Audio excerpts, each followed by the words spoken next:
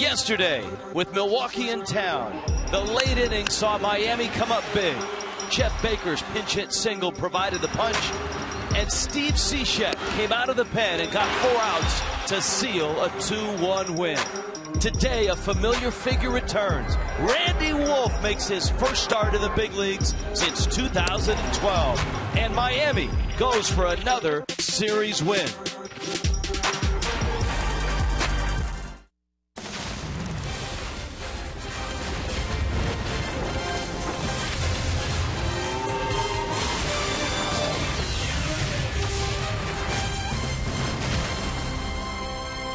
Sundays are always a great day to be at the ballpark, especially if you are a kid. And today at Marlins Park, you've got the Brewers and the Marlins finishing off a 3-game set. Brewers in a slugfest got game 1. Marlins, a nail-biter, got game 2. And every kid is getting Giancarlo Stanton batting gloves. And even the crack staff in the truck got the batting gloves and a little Cuban coffee with a day game after a night game. That wakes everybody up, and we're glad that you're awake with us. Hi, everybody. Rich Waltz along with Tommy Hutton. Marlins have played so well at home, best in baseball. They try to win a series today, and in this series, there's no telling what this game is going to be like because the first two have been completely different. Think about the 2 games in this series, all the home runs, 7 home runs in the first game. The Marlins hit 4, but lost, and then the 2-1 game with all the things that happened in the game yesterday. And with all the things that happened in the game yesterday, it was nice to have a calming influence of Steve Cishek come into the ballgame and get 4 outs for the save. Well, we've seen the maturation of Steve Cishek. We saw him when he came up and was working 6th, 7th inning. We saw him save 34 games last year. Saw him get some good defensive help there yesterday from Casey McGee. His second 4-out save of the year, and he was terrific. He was going with that backdoor slider for strike 1. Got a couple of strikeouts on the high fastball. So Steve Cishek, 9 out of 10 this year in save opportunities. Cishek, his numbers this year in 20 games. Now, the Marlins haven't been able to give him a lot of save opportunities, but you look at the numbers, he did have that streak end in New York, and he is available to go today. Speaking of the unexpected, what is to be expected of Randy Wolf? I don't know. This is a tough matchup for him because the Milwaukee Brewers have a really good right-handed hitting lineup. The 37-year-old who one time was a Brewer, a very successful Brewer in their rotation. He's had 2 Tommy John surgeries. Most recently, the second one was in 2012. So it's been a while since he made a major league start. But he went to the minor leagues and he pitched very well this year to get himself ready for this start this afternoon. Speaking of pitching well in the minor leagues, look at Jimmy Nelson's numbers, 5-1 with a 1.71. He's up for an emergency start. He's the #1 prospect for the Brewers. So the Marlins are in for it today against a hard thrower in Nelson and Randy Wolf. His first big league start since 2012. Big play of the ball game yesterday at third and at the plate. We'll review when we return.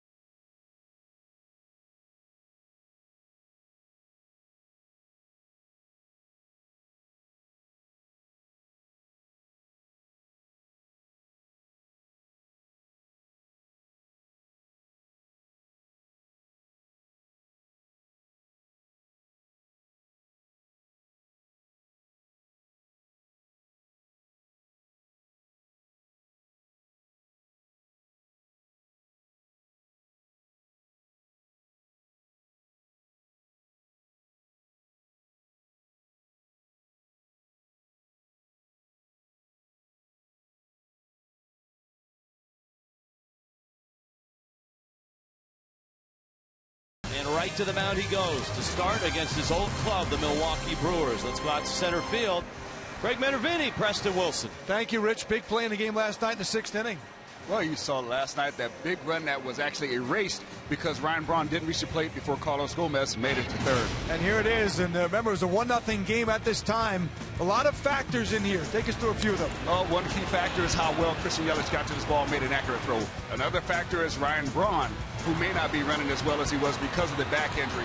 And the other element is Carlos Gomez maybe should have recognized that, maybe not, and not gone to third base when that run from second base was going to score automatically. Aggressive move. Ron Renicky, manager after the game. When you're on first, if you think there's a chance, you need to pull up. It gets after, and it's, with the way he's running now, it's not like he normally is. You still have the same instincts, but because you're not running the same, things change. All right, turned out to be a big play in the ball game. We've got Game 3 coming up here. Brewers, Marlins. Preston and I will see you for the post-game show as well. Randy Wolf making his Marlins starting debut against his former team, against the youngster Jimmy Nelson making his 2014 debut. Ball game coming up.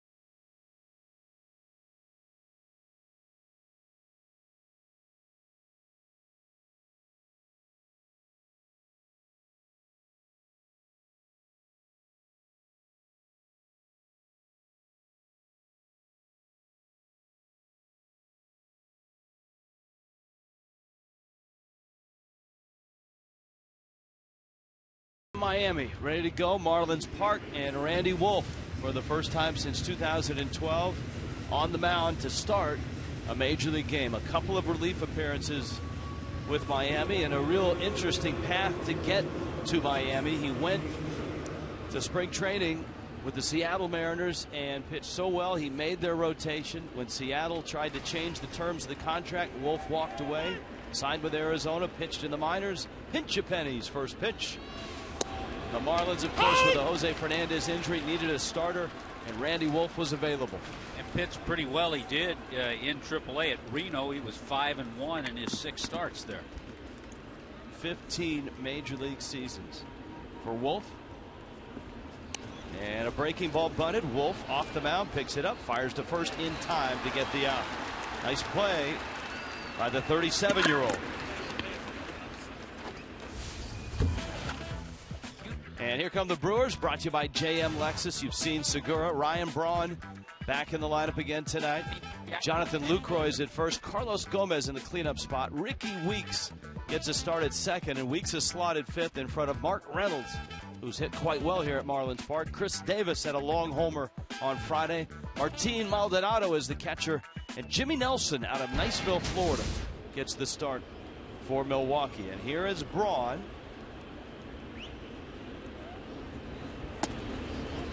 Wanted to show you the reactions. Watch Randy Wolf. As soon as he sees Segura show bunt, I mean, he comes off that mound like an infielder and quickly pounced on that ball and made the play. Well, there's a reason he's lasted in the big leagues for 15 years.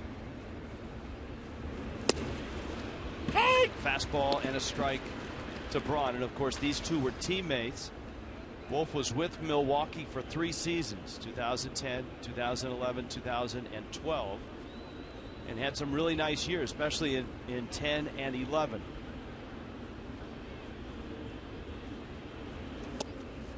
But of course, 12, his arm wasn't completely right, and he split his time between Milwaukee and Baltimore. He was just 5-10 with a 5.65 ERA at the end of the year. He had Tommy John surgery. Braun rifles one to right field. Stanton goes back, reaches and can't get it. Bounces off the wall. Braun makes the turn and pulls in with a double.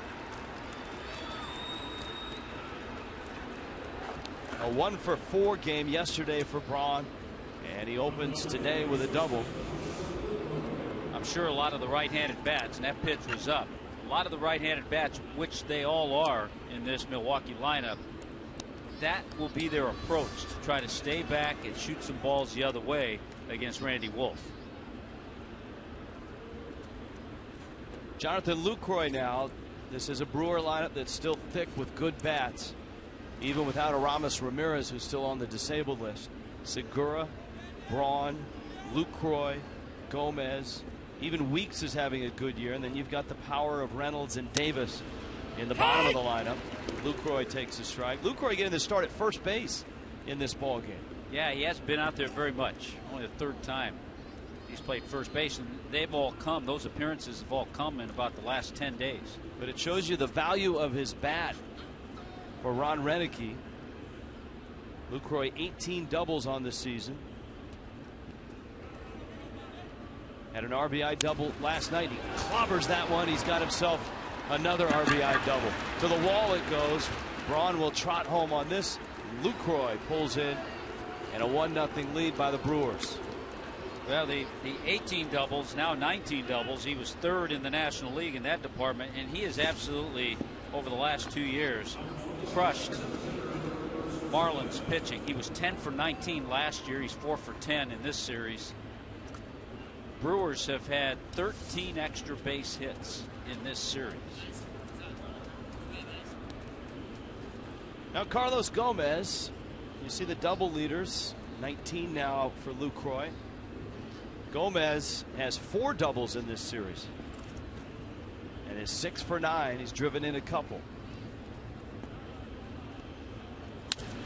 Breaking ball scorched by McGee into left. Late start by Lucroy. He's coming home. Yelich's throw, and he's in there. And so just like that, Milwaukee is off to a 2-0 start. And right now, Randy Wolf isn't fooling anyone. Well, he threw some first pitch fastballs. Then he thought he'd throw that curveball first pitch to Carlos Gomez, and he rifled it past Casey McGee. Great extension. That ball, it is a base hit. There's the curveball, and there's the shot, a one-hopper. It's a do-or-die play if you're a third baseman. And Lucroy scoring easily. Here's Weeks now. As we noted yesterday, even though Weeks isn't the everyday second baseman for the Brewers, he's having a terrific year numbers-wise. Wolf goes over to first base. Weeks, his on-base percentage at .371, and that was always an issue when he hit at the top of the order, was the inability to get on base a lot. But he's slugging .453, 3 doubles, 2 homers, just 64 at bats.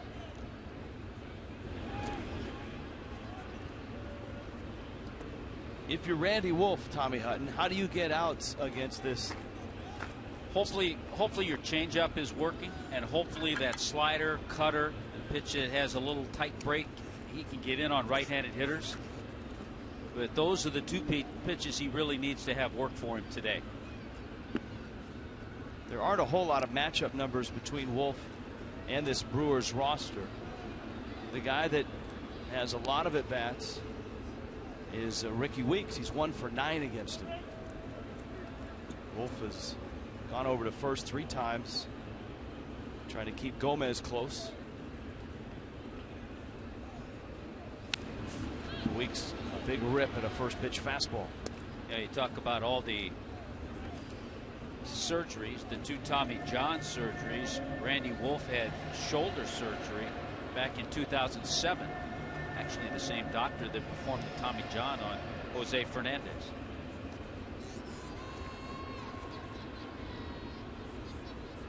Brewers this year are 7-4 against left-handed starters, and they're off to a good start here, a 2-0 lead.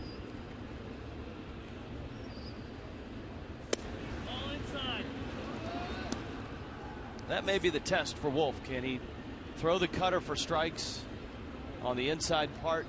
Can he get Milwaukee hitters to swing at pitches that are in and off the plate? What we've seen in this 2-game series, a very aggressive hitting ball club. They like everything out over the plate. We haven't seen a lot of Ricky Weeks in this series, but we've seen enough of him over his career, certainly. Weeks is at the end of his contract. He's 31. There is actually an option that could vest next year. Runner goes, pitches in, Mathis throw, and safe with a head first slide by a good deal is Carlos Gomez, his 8th stolen base of the season. There isn't much that Gomez can't do well in this game. Yeah, pretty good jump, and almost from his knees, Jeff Mathis had to try to throw him out. So the count is 2-1 and another runner in scoring position.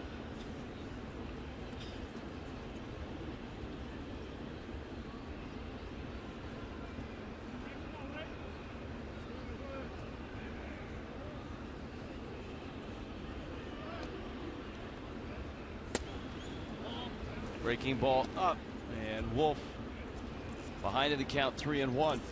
I think the more and more you see of this Milwaukee team, the more and more you're impressed with the things that they can do.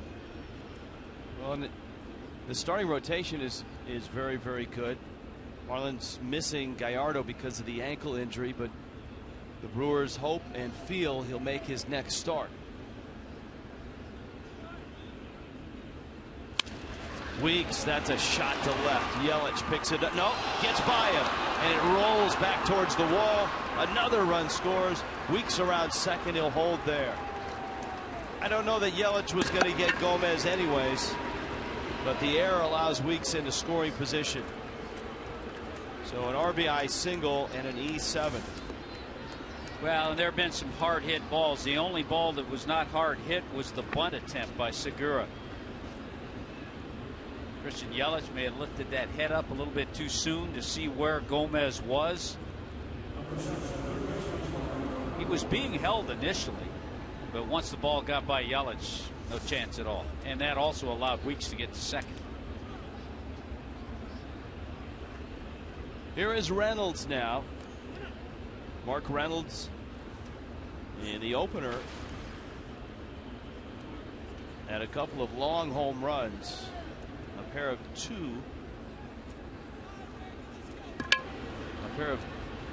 two-run homers as Reynolds takes outside. No RBI on the hit. And as you saw in that replay, it looked like Gomez initially was being held, so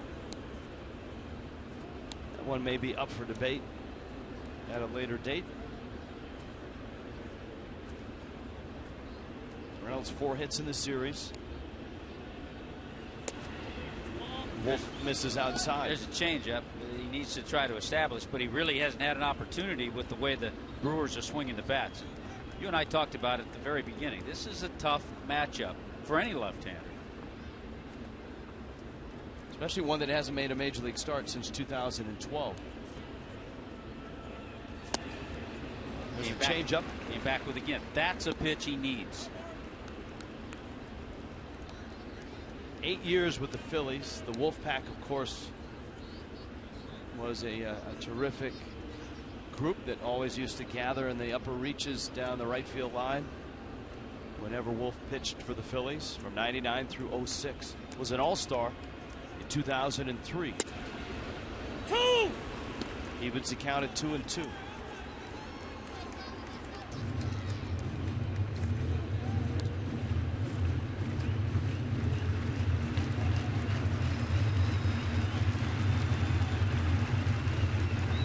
Eleven homers already for Mark Reynolds.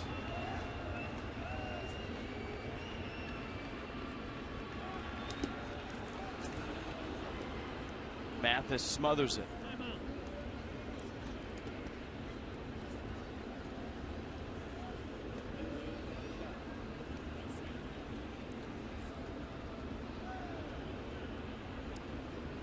So the count full now, 3-2.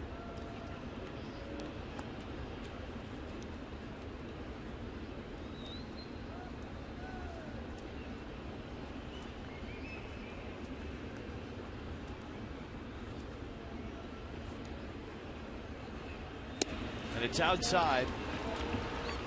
Randy Wolf is not sharp. And in the Brewers dugout, the young right-hander, Jimmy Nelson, out of Niceville, Florida, trying to stay loose after warming up. He's watched his team put 3 up on the board. Yeah, right now his offense is being real nice to him. Went to the University of Alabama, and Chuck Hernandez is on his way out to the mound. And for Miami, they were hopeful, obviously, that Wolf could get him into the 6th. At the very least, right now, he's having trouble getting through the 1st. You know, and you're talking about a veteran, a guy who's won 132 Major League games, but trying to establish the off-speed stuff. And he's had trouble with the changeup. They've jumped on some curveballs, and they've had some real good swings. His best year as a big leaguer, or his best years, I should say, probably 2009 through 2011.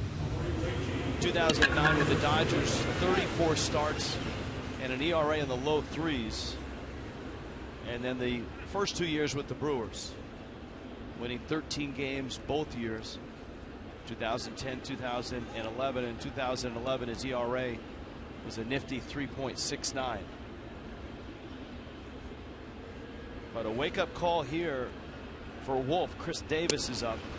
And Davis takes a strike. Davis, a mammoth home run on Friday of 448 feet up to the Budweiser bar.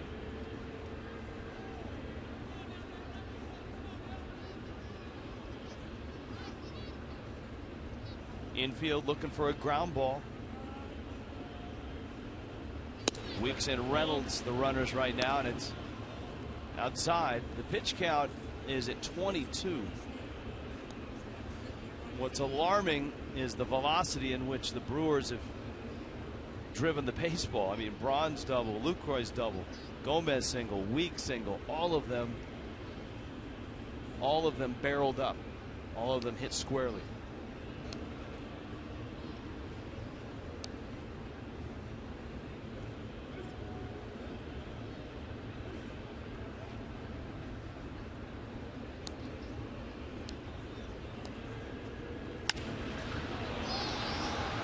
Popped him up. Echeverria is out. Yelich is behind him, and Echeverria makes the catch. There's the changeup. You pointed out something interesting, and I just started thinking about it now. It has been a very long time since Randy Wolf's been out there on the mound because of his routine from the bullpen. There's the changeup. He has Davis just out in front and gets him to pop it up. But unlike a lot of pitchers who'll come in from the bullpen, go into the dugout, wipe off a little bit, stretch, get themselves ready, then go back out to the mound. He went right to the mound from the bullpen. Yeah, you rarely see that, whether it's part of his routine or whether he wanted to stay down there and get a little looser. I'm not sure. Here's Martin Maldonado. Maldonado, the 27-year-old Puerto Rican, out of the Angels organization, always been a terrific defensive catcher, but has struggled offensively.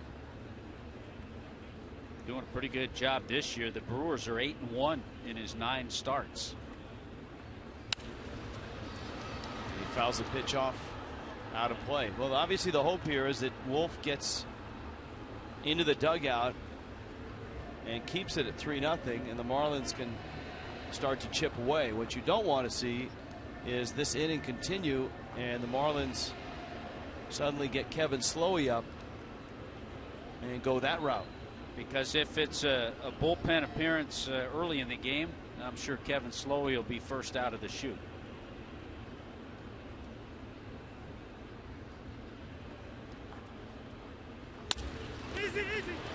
Back to Wolf. He's got it. Flips to first in time. Inning is over. But the Brewers do some damage. 3 runs and a 3-0 lead.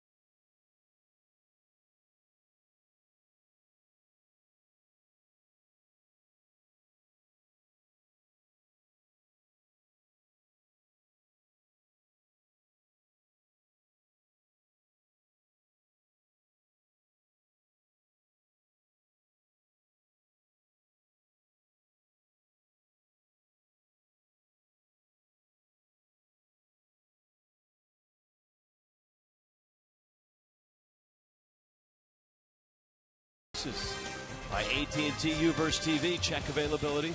1-800-PICK AT&T. Rethink possible. By Checkers. Visit your local Checkers for the $2 shrimp and fries box. By your South Florida Honda dealers and sfhondadealers.com. Well, a quick start by Milwaukee, and now Miami will try to react to that in a 3-0 hole, and facing a guy by all accounts who is going to have a bright future in the big leagues, and that's Jimmy Nelson. And because of their rotation, and only with the injury to Gallardo expected to keep him out 1 start, this might be a 1 start appearance by Jimmy Nelson. But you see his numbers in Nashville AAA, just tremendous. Opposing batters were hitting 180 against him. A good fastball. He's got a little herk in that herk and jerk in that delivery. You know, which makes it hard to pick up when you're throwing 95 miles an hour as well. So he attacks hitters. The fastball has some good sink to it, and his out pitch is his slider. That's his real good pitch. Christian Yelich, Derek Dietrich, Giancarlo Stanton for Miami, already trailing 3-0 in the ball game. Nelson misses away with a fastball. Yelich a hit in 8 trips in this series.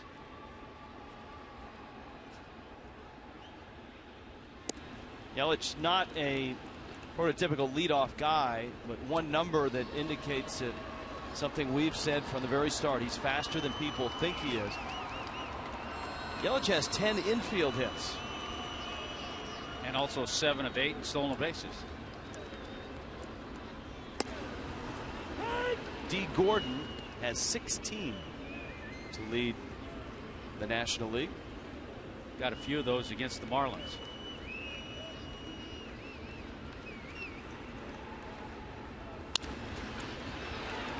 Chops it to short. Segura makes the play.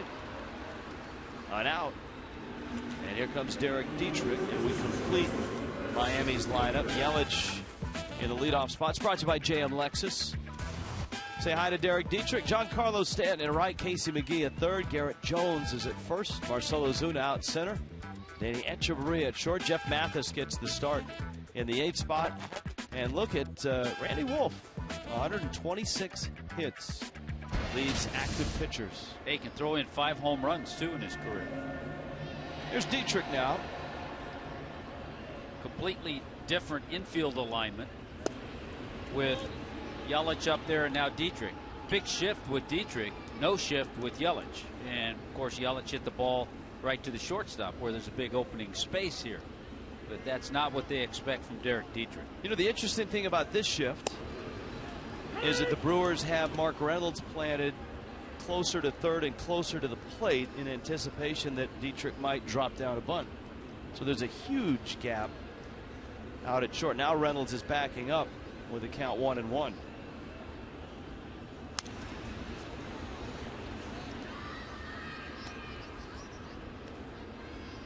You wonder sometimes how much that plays into the mind of not only a young hitter, but an older hitter. You can't help but not see it when you step into bat. Now Reynolds has moved back and over even further with the count 1-2. Nelson's curveball misses outside. Now Nelson, a terrific pitcher in Niceville, Florida. Went to the University of Alabama.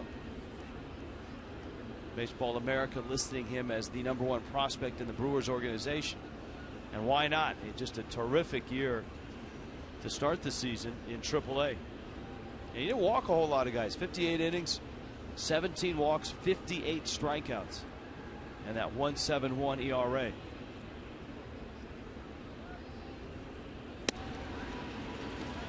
And it's not his debut. He was in 4 games last year. Actually born up in Oregon before he moved on to Niceville. And one of those was a start last year. His only start last year against the Mets in September.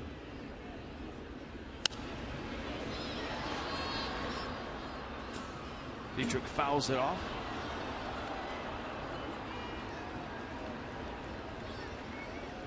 And that start against the Mets gave up just 1 hit and 1 run in 5 innings.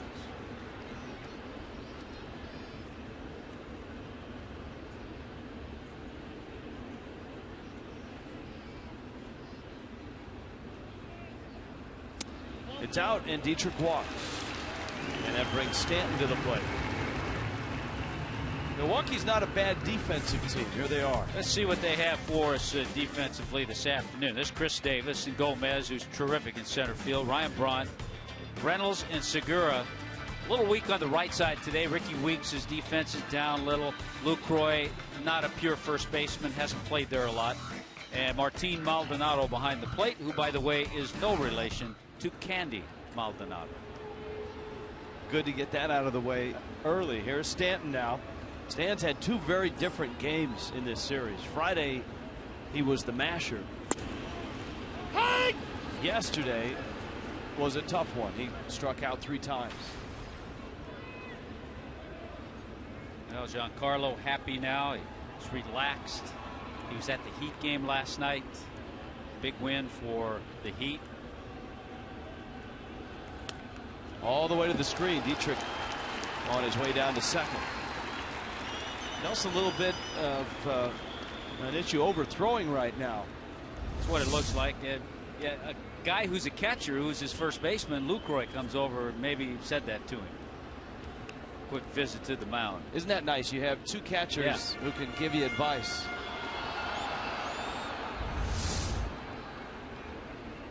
Ball and a strike. Let's see what Stanton gets. 2. Pretty good fastball. Pretty good location too, yeah.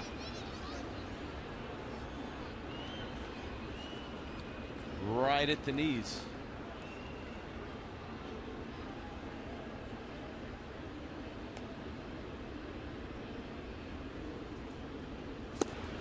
And a breaking ball, and Stanton goes down, and that's the pitch that he swung and missed at a lot yesterday. Yeah, Stanton with 3 strikeouts yesterday.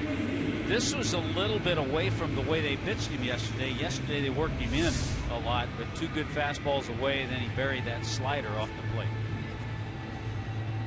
2 things the Marlins have done in this inning, which you and I were both surprised at. The Marlins lead the National League in walks, and they lead the National League in striking out. Don't often see that combo. McGee a couple hits yesterday.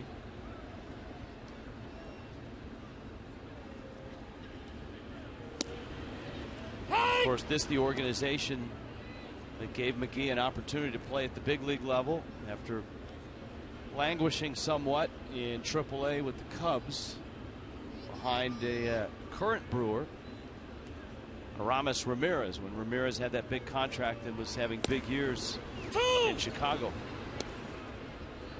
Well, all of a sudden, 24-year-old Jimmy Nelson is painting the outside part of the plate. Had a nice wide brush on that second one.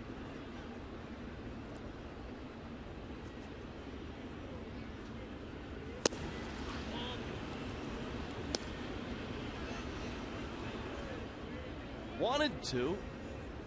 No question he throws hard. The Marlins generally fare better against a guy like Nelson than a guy that has a little more finesse.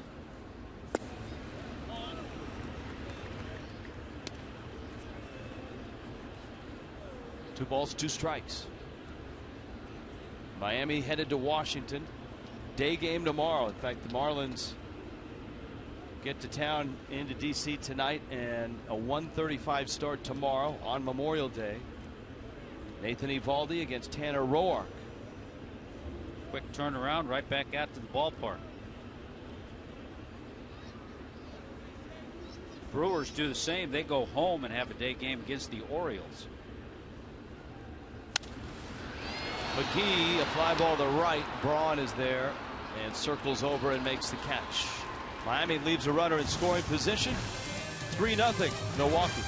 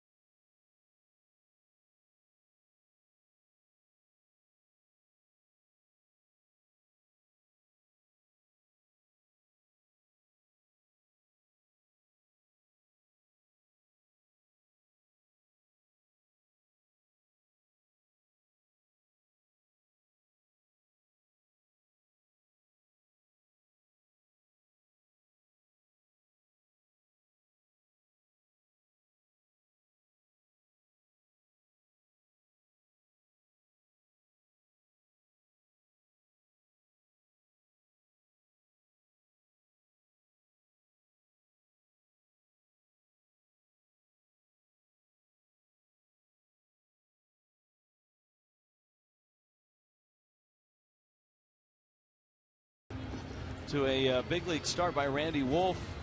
His first since 2012, but a rude greeting from his former team.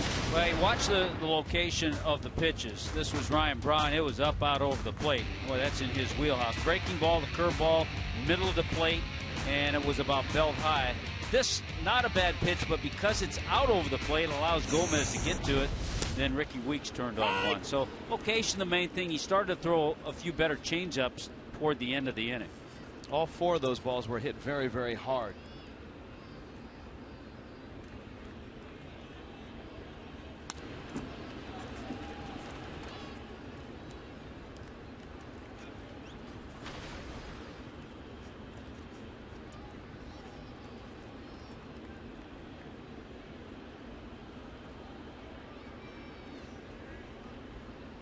Nelson getting the at-bat. Gene Segura, Ryan Braun to follow. And Wolf getting a call on the inside part. And he strikes out Nelson. Now the second time through for the Brewers lineup. Time now for the Just for Men mustache and beard play like a champ profile. Active wins among lefties. Wolf active again. And he's at 132. Only Cliff Lee, Mark Burley, CC Sabathia. And right now, Cliff Lee not active. He's on the disabled list. Echeverria bobbles, throws, safe. Segura runs well. Be an interesting scoring decision. Probably an E6. Probably an error because he got over in front of it. And in his mind, I'm sure he realized that Segura does run fast up that line and maybe tried to hurry it. But he got in front of it. He was ready to make the play. But once he bobbled, no chance at all. And it is an error. Be interesting to talk to Perry Hill on that play. That's almost a play with Segura's speed that you'd want to backhand. Yes.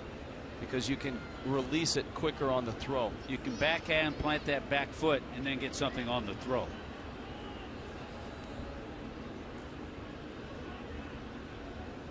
Brewers also stole the bag back in the first. It was Gomez. Segura's got that type of speed. He has swiped 10 bags. Braun takes a ball.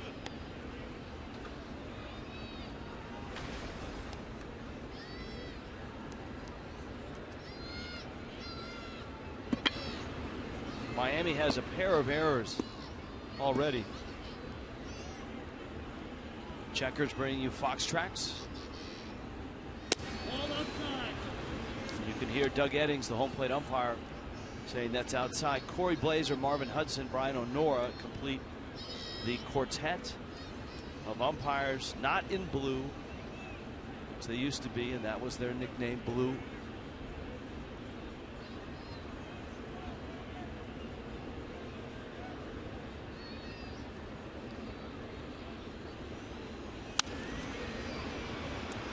Braun fouls it back.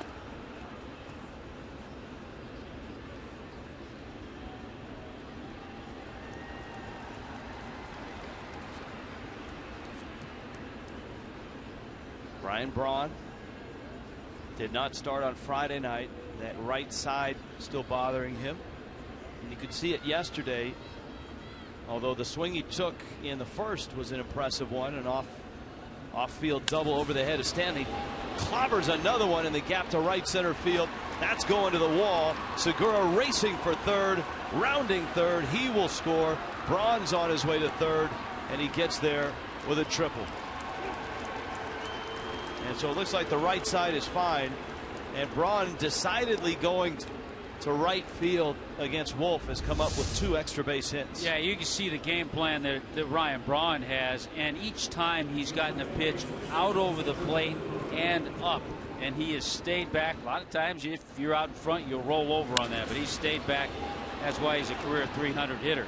He's done that a lot. So Braun with a double and triple already.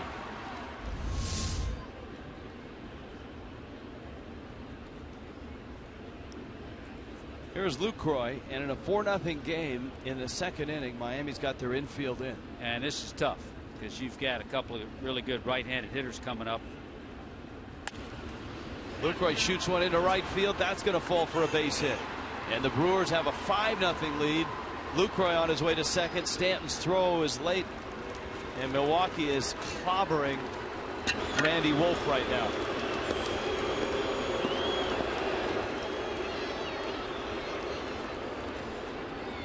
Well, Lucroy now with 20 doubles on the year. Again, he stays back too. There's a world of difference if those pitches are down a little bit. Randy Wolf knows that better than anybody. But when they're up, the hitter just has a better opportunity, even though he didn't hit that one all that hard, a better opportunity to get the bat head on.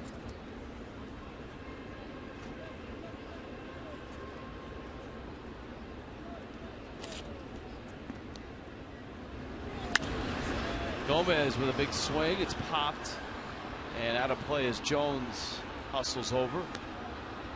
And as expected, Kevin Slowey is up.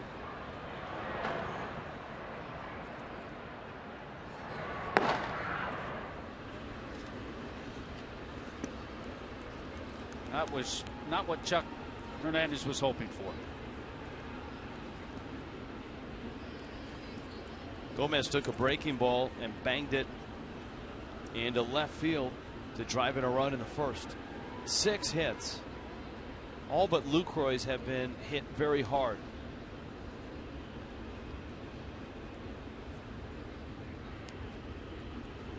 And Wolf obviously uncomfortable out there, wants a new sequence. Gomez didn't blink in the box.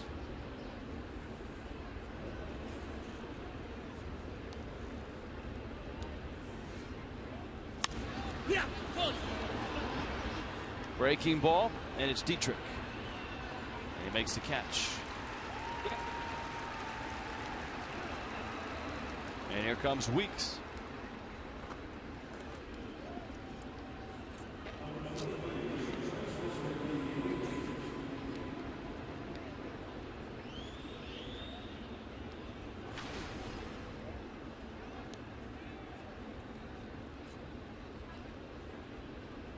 Weeks drilled one to left, and with Gomez charging to third, Yelich had the ball skip under his glove, was charged with an error. Weeks did not get an RBI, but he's up here with 2 outs. 2 more runs. The error by Echeverria kind of opened the door. Braun with the RBI triple, knocked in Segura, and then Lucroy brought Braun home, and now Mathis is going to go out and talk to Randy Wolf. Let's see where the Cubs have signed a player coach for AAA that looks a lot like Manny Ramirez, and it is Manny Ramirez. He's back in the game. He will coach full-time and play part-time in a limited role. It does not take at bats away from Cub prospects. Also saw where the Padres traded catcher Nick Huntley to the Orioles for lefty reliever Troy Patton. Theo Epstein, president of baseball operations for the Cubs, saying that the Cubs are not considering him for the major leagues. Said that if he shows that there's still some magic in his bat, perhaps he'll find his way to the major leagues and help another team.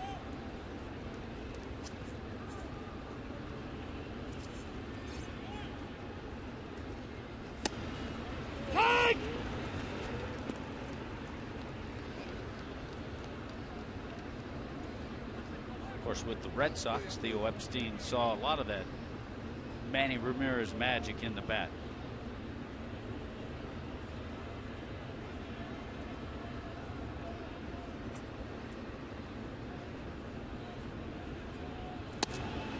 They're probably, I mean, you never know. Manny could be Manny, but remember that was not such a good thing when Manny was being Manny.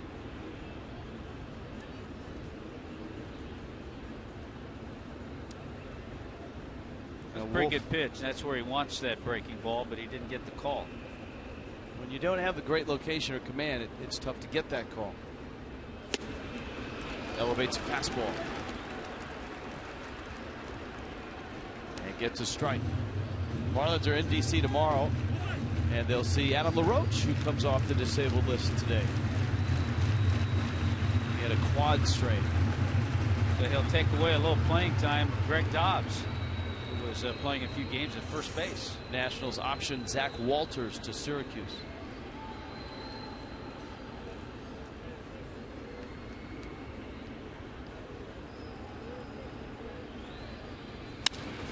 Weeks, center field.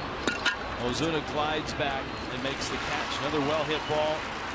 Another nice inning for the Brewers. Their lead is now 5.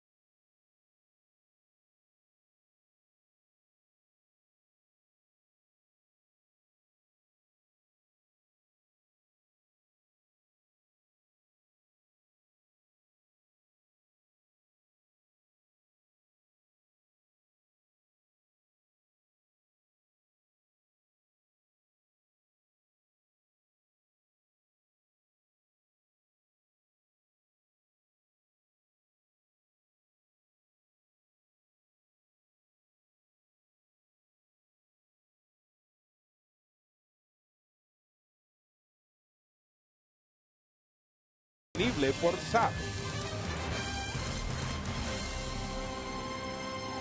A couple young Brewer fans are watching Jimmy Nelson and Milwaukee take charge of this game early on with 5 runs right out of the chute. And so Miami with their work cut out. You've got Garrett Jones, Marcell Ozuna, Adeiny Echeverria up here in the second. And for Miami, this a spot in the rotation. Obviously the injury to Jose Fernandez. Anthony DeSclafani made a couple of starts, a good one in Los Angeles, not such a good one here. But a tough start for Randy Wolf so far. This one would have been a fun one to watch. Mentioning it, Jose's turn in the rotation against this hard-hitting, primarily right-handed hitting lineup.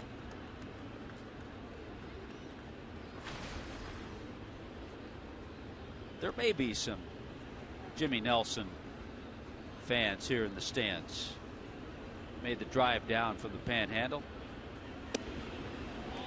There are a lot of places on the map that are represented by the state of Florida in this ball game, from Saltalamacchia to Nelson to Lucroy to Weeks to Mathis. I'm sure I'm missing somebody. Braun is not a native of Florida. He grew up in Northern California, but obviously played his college ball at Miami.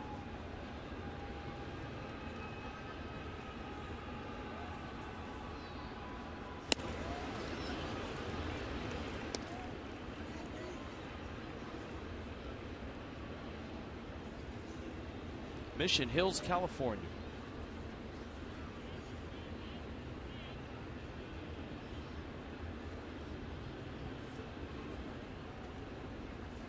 Actually, Southern California. No swing, says Brian Onora. You heard home plate umpire Doug Eddings yell Brian to get Brian Onora's help down there at third. Well, the umpiring crews are very much a team as well. They travel together. They work almost the entire season together.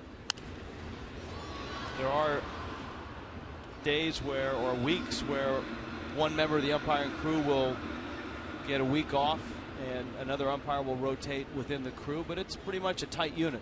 Yeah, this has been, in talking to some of the umpires, kind of a dysfunctional year. There have been quite a few injuries.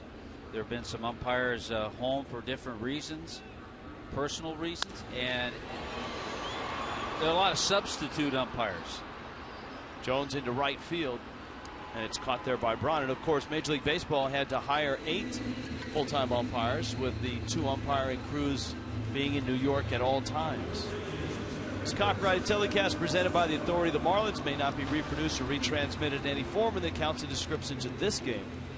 This game, Tommy Hutton, may not be disseminated without the express written consent of the Marlins. And only this game. Sure. Last night's game, disseminated as much as you want. You tore up the disclaimer for last night's game. That's right.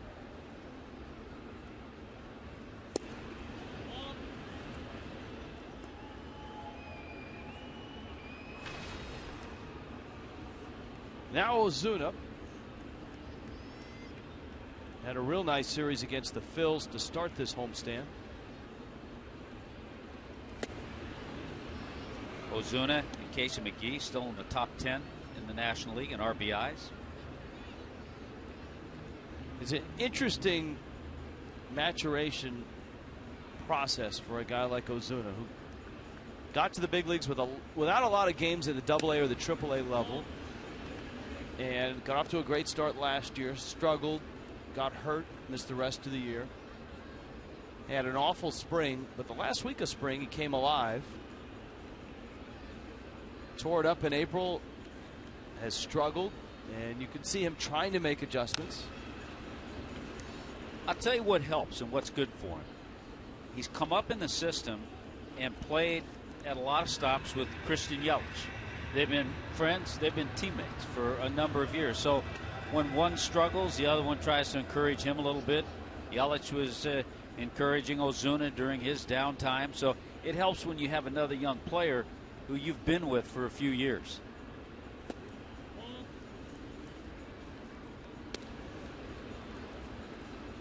Pitch misses in. Ozuna is a terrific kid and has a great attitude. Hard worker, always up, lots of energy.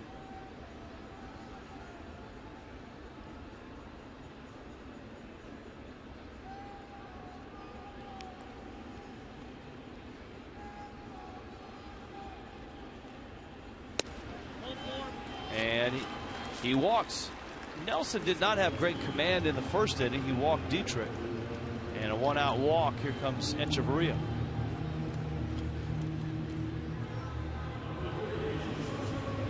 Sunday obviously filled with day baseball. The night game tonight, the Cardinals and the Reds in the East. Good pitching matchup in that game too. Yeah, Wainwright and Leake. In the East, you've got the Phillies at home against the Dodgers. That's a A.J. Burnett, Josh Beckett matchup. How about that? Dodgers have a 1-0 lead going into the bottom of the first in Philly. Echeverria takes outside. Nationals are in Pittsburgh, and they have a 2-0 lead over the Pirates. A win puts Washington right at 500 going into Miami's 3-game series with them tomorrow. Mets are home, tied with Arizona 1-1 in the third. Echeverria cranks that one to center. Gomez on the run, and he's there, and he makes the catch. Well, he gets to an awful lot of balls out in center field. Well, that ball was hit well, too, by Echeverria. But hard to get him past Carlos Gomez. Good jump, tracks it down, gets himself right there for the catch. Now Mathis.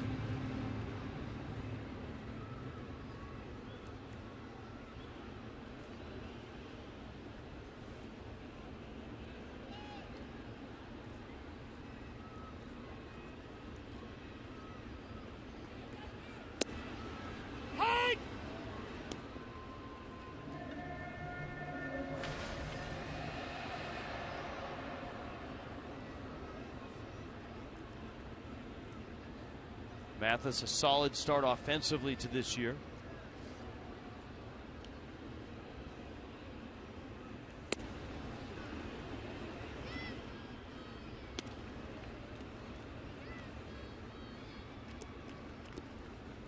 Just 35 at bats. Nelson really has the luxury of this 5-0 lead. He can just be aggressive.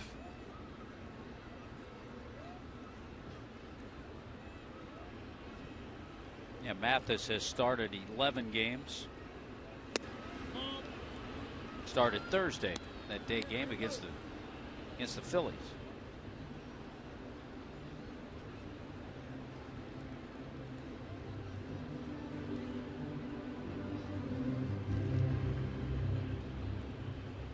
Miami looking for their first hit. A pair of walks from Nelson.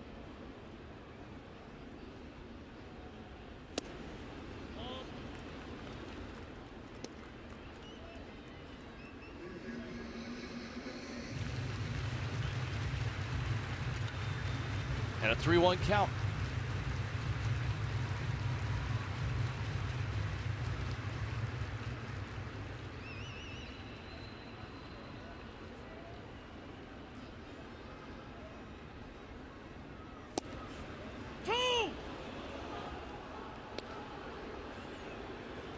Count full 3-2. Well, he's all over the place, and then paints one just on the corner.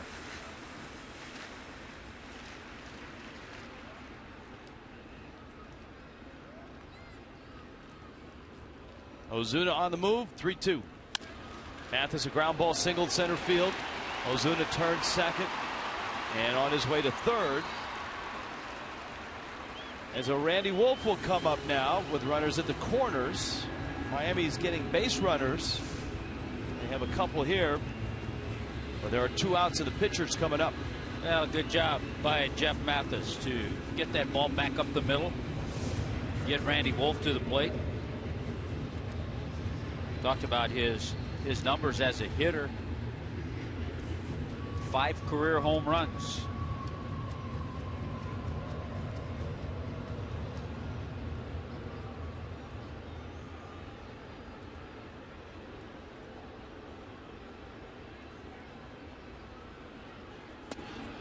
Wolf takes away. You got Yelich on deck, and if Nelson can't find the plate, Wolf, a capable enough hitter as Rick Kranitz is on his way out to the mound. Capable enough that if Nelson isn't throwing strikes, I don't know that Wolf is a guy that would swing wildly up there. Well, it's been a struggle, even though he has the big lead for Jimmy Nelson. He's thrown 42 pitches, 21 strikes, 21 balls.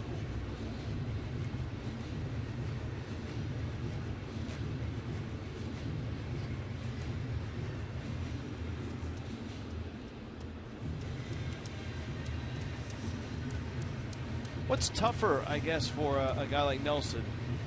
Getting called up and going into the rotation, knowing that if I pitch well, I can keep the spot, or getting called up and it's a one-time deal and you're headed back down? I think it depends on the personality, the pitcher himself.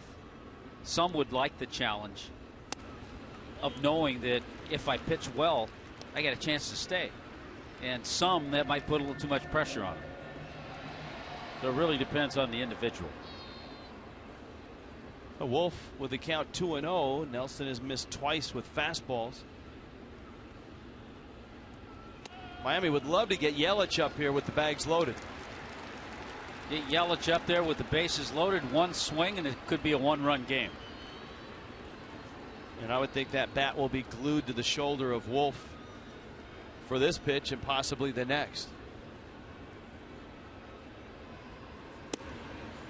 There's a strike.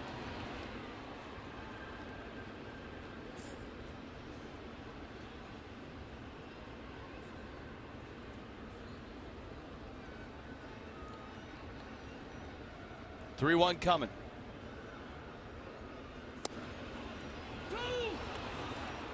Right on the outside corner.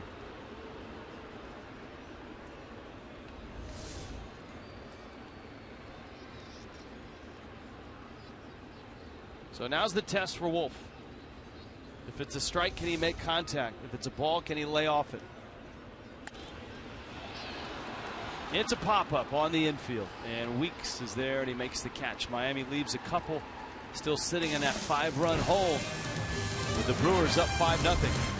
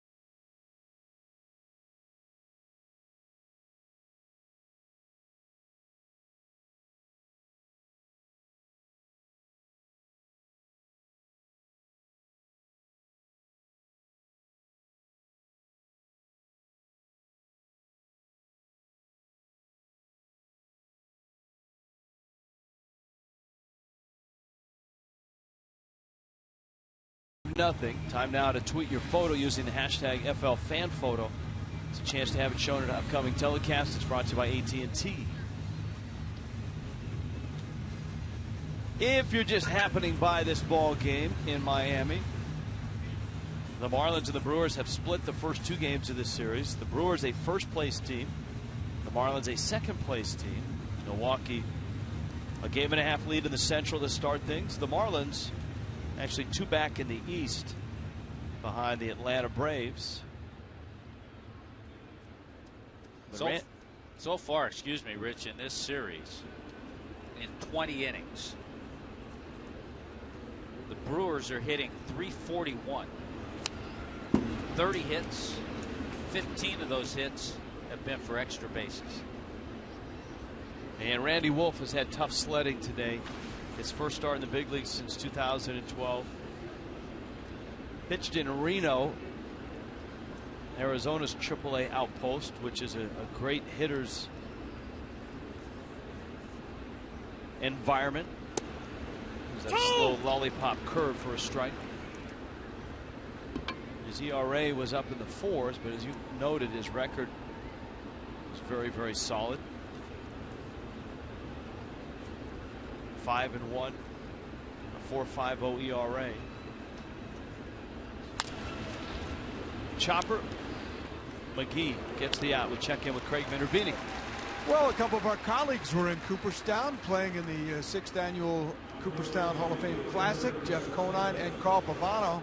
Pavano actually just told me that he faced Conine in the game. He said he grooved one for him, and Conine popped it up.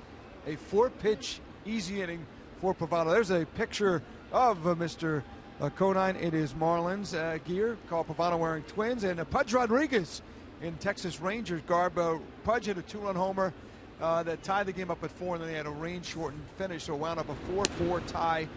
One other note from that game in Cooperstown, the home run derby was held. Jim Thome was in the home run derby, but it was won by another former Marlin, Alex Gonzalez, who, by the way, hit 137 homers during his career.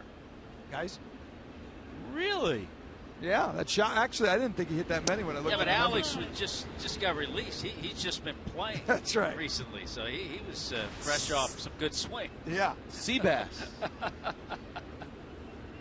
wonder if he smiled when he won that contest. Let's hope so. Chris Davis and the changeup by Wolf. And we'll see if Randy Wolf can settle into this ball game. He's retired the last 3 he's faced. He's given up 6 hits and 5 runs in just 2 1/3 innings.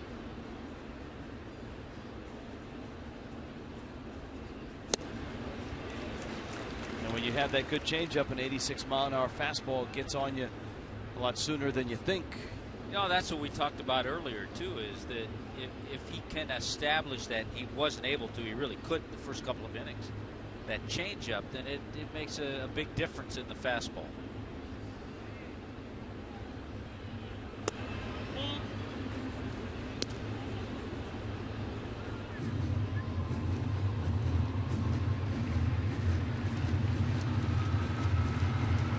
We see many pitchers, especially left-handers, who can pitch successfully in the upper 80s. But in order to do so, you have to have command, especially of the secondary stuff.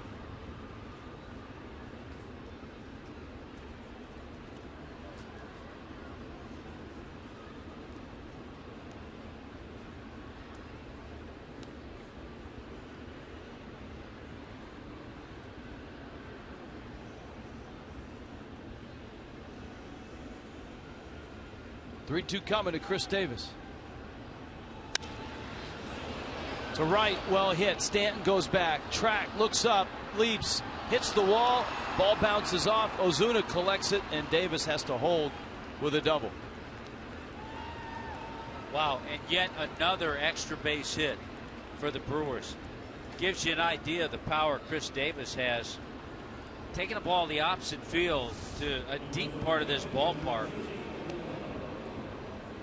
and really carrying Stanton with a terrific effort, but just couldn't get there. But it shows you the kind of power Chris Davis has.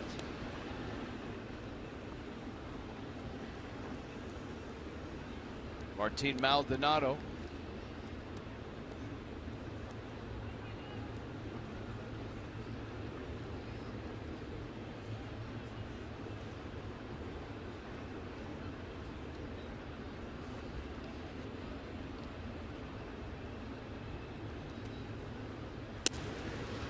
Wolf's got the spot in the lineup with 1 out.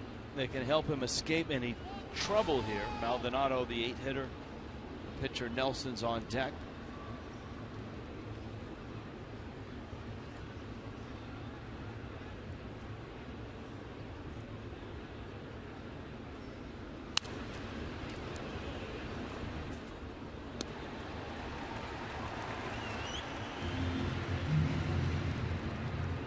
Good crowd last night of 26,000. Maybe not that many in the ballpark this afternoon.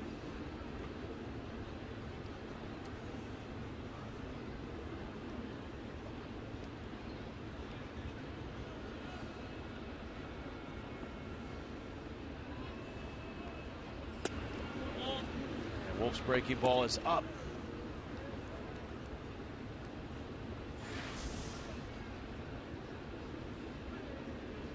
We start our telecast tomorrow at 1 o'clock, and that is for Marlins Live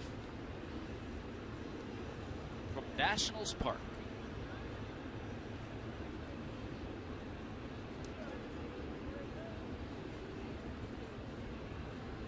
Nationals Park will be a very cool place to be for Memorial Day in Washington, D.C. Bouncer into center field. That's a base hit. That's going to score another run. And Milwaukee is up 6-0. And the tough sledding continues for Randy Wolf.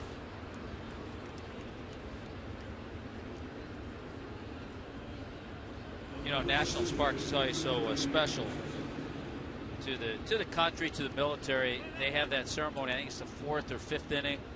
They honor veterans or military who are currently serving, and they're usually 15, 20, 25 behind home plate. They always have a nice little introduction. Those are the wounded warriors from Walter Reed National Military Medical Center. In fact, the Marlins have a trip scheduled on Tuesday for players to go out to Walter Reed Hospital on Tuesday morning.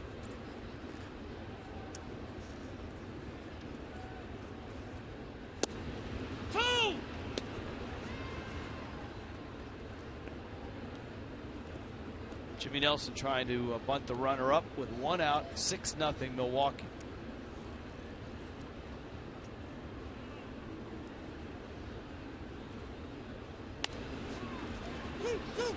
Wolf going to get the out there. Echeverria is going to get the out there. Nicely done.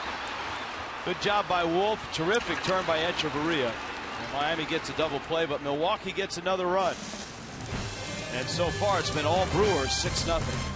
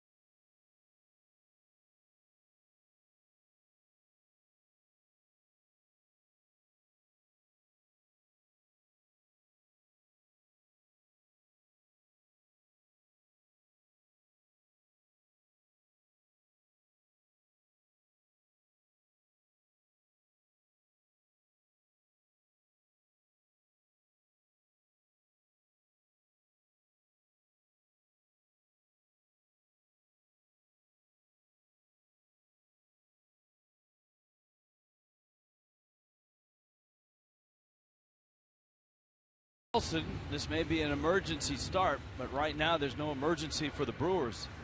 They're up by 6. Marlins new flex packs, great savings there. You can take advantage of season ticket prices with the flexibility of coming to the ballpark when you want with as many people as you want. Get 20 ticket vouchers starting at just $13 a game. Flex packs available right now, 1-877-MARLINS, or go to marlins.com. Rich Waltz along with Tommy Hutton, Craig Minervini, Preston Wilson. We got a Brewers jersey, a Bears uniform, or a polo shirt out there at the Budweiser balcony. It's the old school Brewers. There were a lot of throwback games yesterday. What was the one you were telling me about? Houston and Seattle was a terrific throwback. It was 70s night.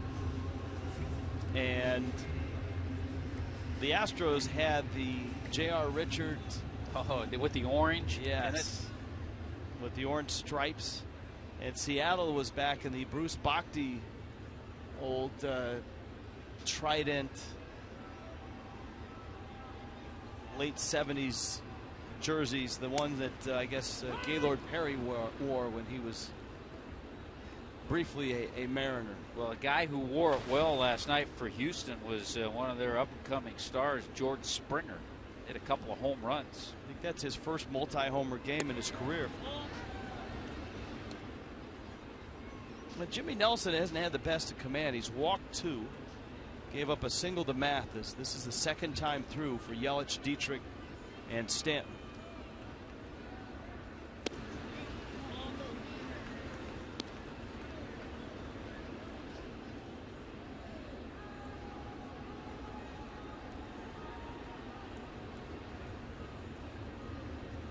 He's 2-1 to Yelich.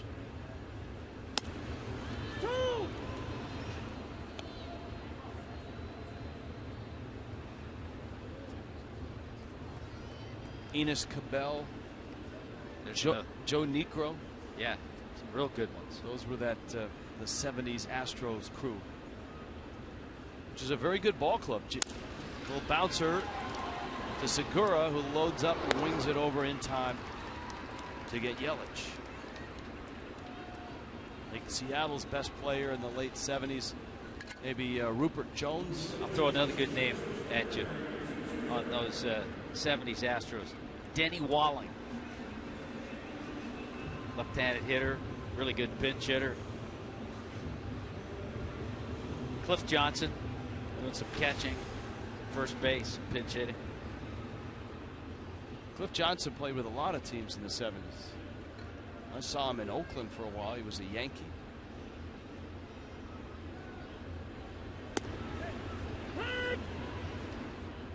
Strike now to Derek Dietrich.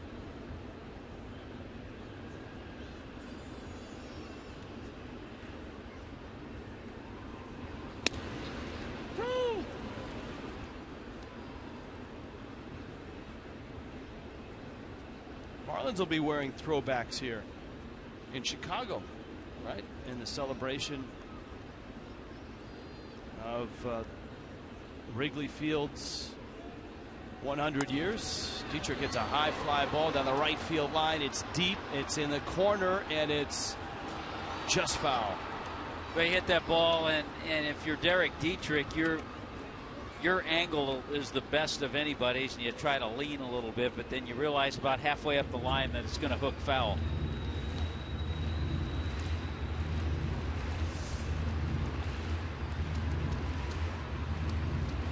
And it did.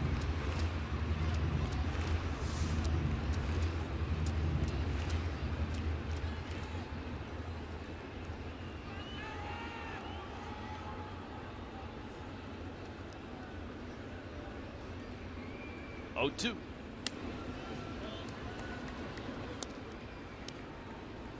We've talked about the power that Derek Dietrich has. We saw it last year. He hit 9 home runs in his 57 games. He hit 11 in Double-A, so he hit 20. A few years ago in A-ball, he hit 22. Struck him out. Dietrich didn't like the call. Hands on hips. Here's a look. Doug Eddings was pretty adamant about it. Now Dietrich saying out and away. It's a borderline. It's now on the black and at the letters. There's where I have a question to the umpiring grading curve, the way they grade themselves.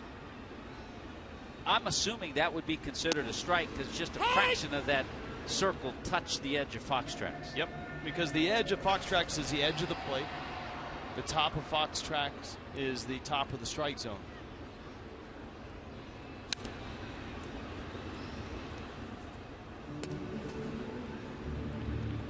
And as a card-carrying member of a hitters guild, I know that you're...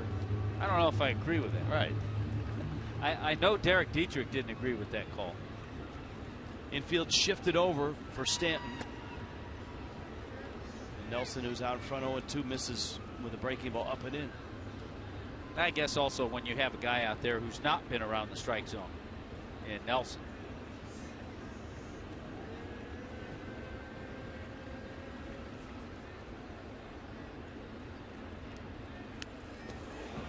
Well, that would not be around the strike zone.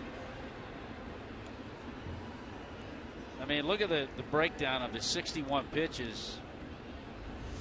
28 balls. Only 33 strikes. So if it's barely a strike on the outside corner, he shouldn't get it. That should be like an unwritten rule from the Hitters Guild. Next time you guys renegotiate your contract, bring that up. There's a 2-2. I think they've been trying to for a long time. It just never seems to pass. Because the pitchers union has a very strong contingent. They have very strong, yes. They have a strong lobby. Very wealthy group of starting pitchers. Here's a 3-2 to Stanton. Swing and a miss. And Nelson strikes him out for the second time in a row. Marlins go down 1-2-3 in the third.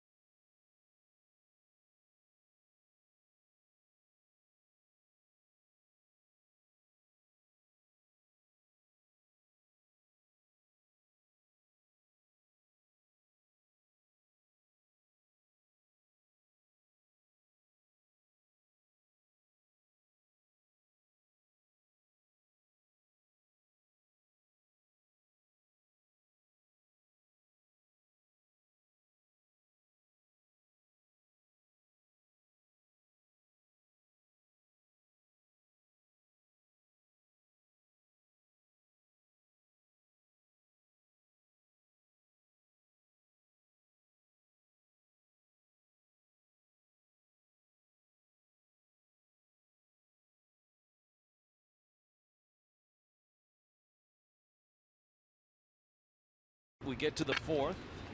3-game series against the Braves starts next Friday at 7:10. Bring your group to the Clevelander for a happy hour. It starts at 5. Another fireworks Friday. So stay in your seats after the game. Fireworks show. And it's presented by Health Sun.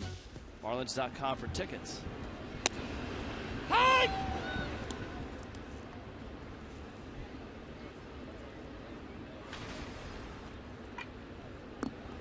Gene Segura. It has been a rough day for Randy Wolf, who continues on here in the fourth. Slow breaking ball, hit in the air, right center. Stanton and Ozuna. Ozuna has it. And Wolf has the first out of the fourth. On the pregame, set your handheld devices accordingly for a 1 o'clock start. South Florida Honda dealers bring you Craig Minervini and Preston Wilson live from Nationals Park. All the Memorial Day festivities. And you know there'll be a lot of them, and the Nationals do it quite well in D.C., so we look forward to that.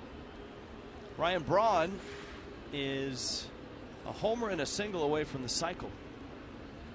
Doubled and scored in the first. RBI triple scored in the second.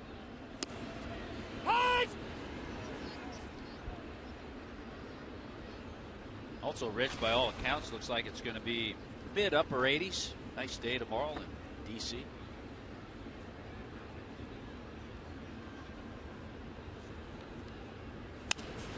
Liner over Echeverria's head. I think Ryan Braun's side is feeling better. He's hit 3 bolts. So all he needs is a home run. He's going to have a few more at bats, too. It's only the 4th inning. A single, double, and a triple.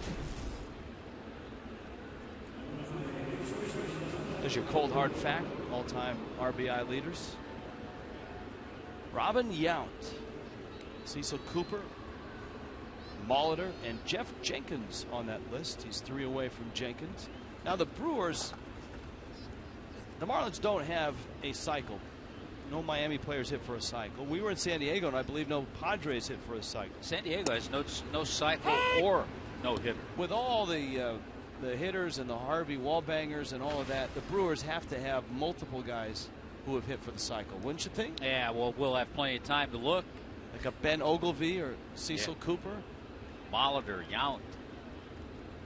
Maybe not Gorman Thomas or Rob Deere. That triple might have been tough for them. Been tough for George Scott, too.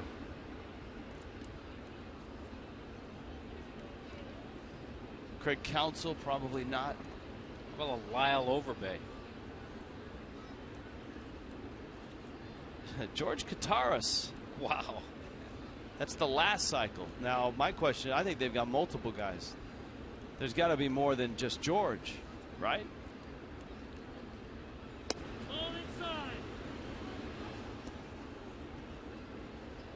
They play in such a great hitter's ballpark with odd dimensions, which could lead to some weird bounces, which would help in quest of a triple for that cycle.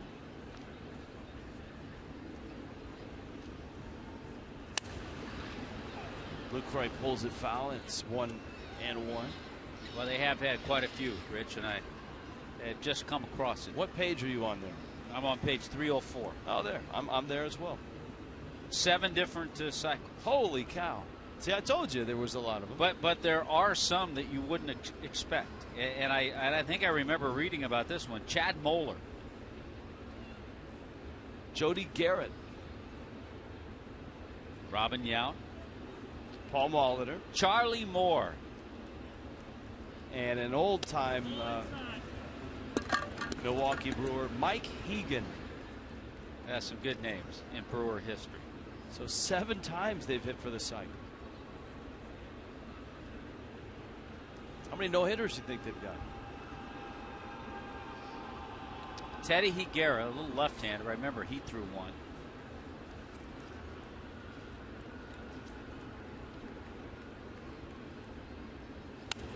That one fouled back. Actually, he didn't.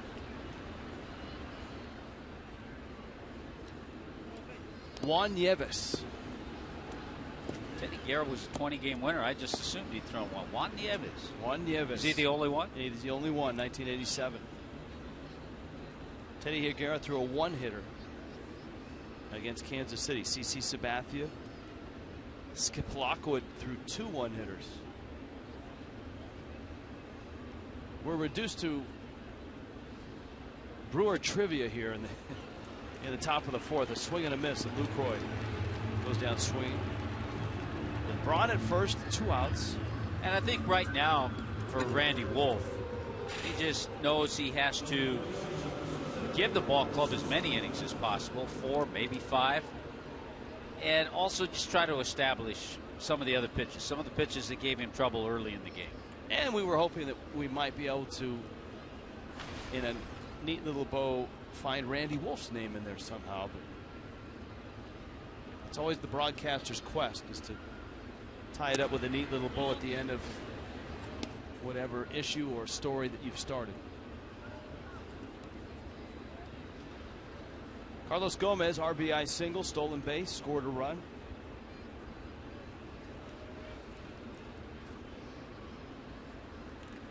doubles and a triple included in the 9 hits for Milwaukee.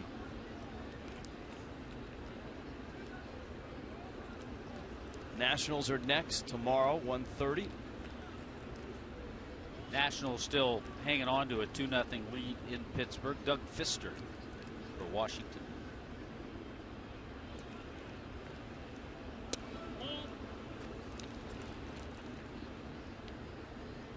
As we told you, Adam LaRoche off of the disabled list, and in the lineup hitting in the cleanup spot, Span, Rendon, Worth, LaRoche, with Desmond hitting 5th. How about Boston trying to snap a 9-game losing streak? They have an early lead in Tampa, but that doesn't mean anything. They lead 1-0. They scored 5 runs in the first inning yesterday, and that's all they scored. I think they got all their hits but 1 in the first inning, and the game went 15 innings. Rays have walked off, what, 3 times in a row now? Yes. Liner to right. Stanton was playing in right center, and he just trots in and makes the catch. And so Wolf has his first scoreless inning.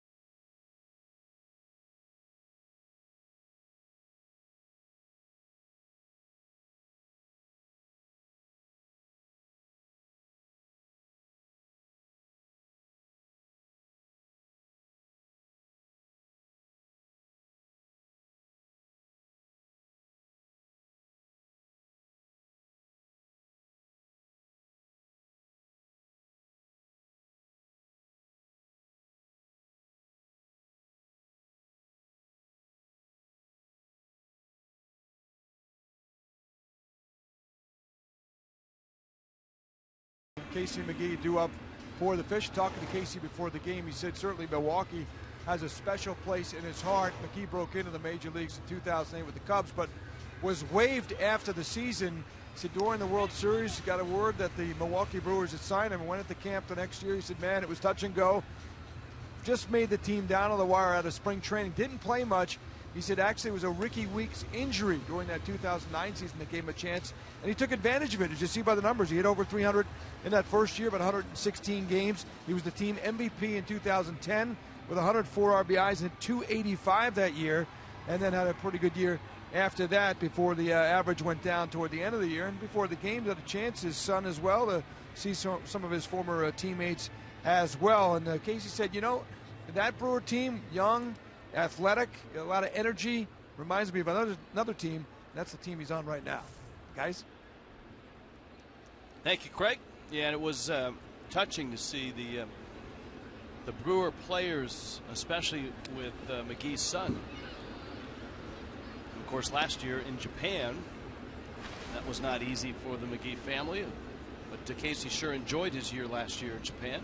His son, Mac, who battles cerebral palsy, just a treat to be down on the field and see some of the Brewer players who he followed for a number of years. Actually had a night a few years ago where he threw out the first pitch at Miller Park. We got another visit from the catcher who was playing first base, Jonathan Lucroy. That's a handy tool there. Although, do you think Maldonado gets jealous when Lucroy goes to the mound to give advice to the pitcher? Makes it easier for Maldonado.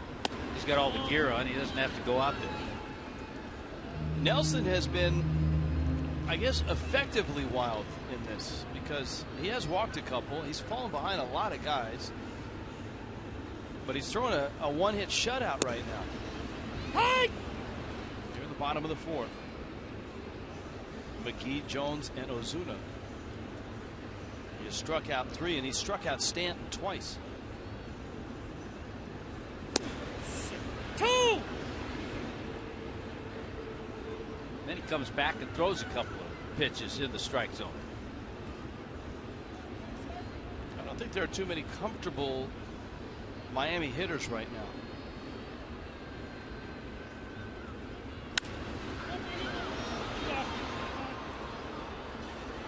High pop-up. That's Weeks. And he takes care of it.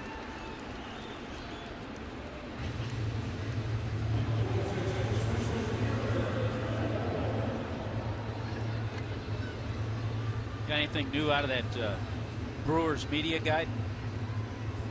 Yeah, I do, as a matter of fact. Did you know, Tommy Hutt, that last year the Italian sausage had more wins than any other sausage in the racing sausage event? Well, that helps because when the Marlins go to Milwaukee, and we talked about that in September for a 4-game series, that'll help me in my my wagering in the sausage race. There's great. Every media guide has bios of players, where they've been, what they've done, embellishing history of teams. And for the racing sausages, there's actually a little bio in there. I guess the movement started back in the early 1990s. When did Chorizo come on board? He wasn't an original. No, 2007. Ah, okay. Chorizo, who had made some special guest appearances.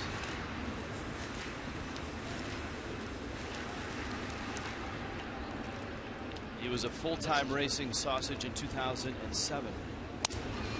That one pulled foul. Did you know, among the players who have actually donned the racing sausage outfits, Hideo Nomo, Pat Mears, and Jeff Jenkins?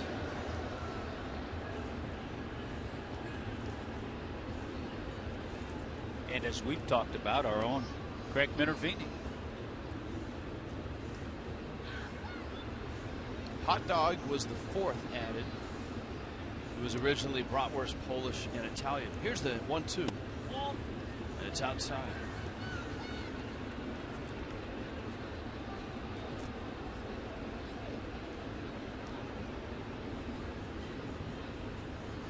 That's about all I got. And the fact that Bernie Brewer's on Twitter, too. It's good stuff. And again, I mean, Nelson, he'll throw, as you pointed out, a pitch on the black, a nasty slider that Stanton can't hit. And then he'll miss badly. Yeah. Then he'll look like Wild Thing, Rick Bond. And then drop a nasty breaking ball. And get a strikeout.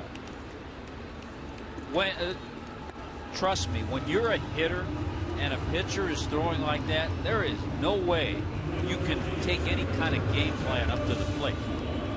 You figured he missed that badly, then he drops a slider in a perfect spot.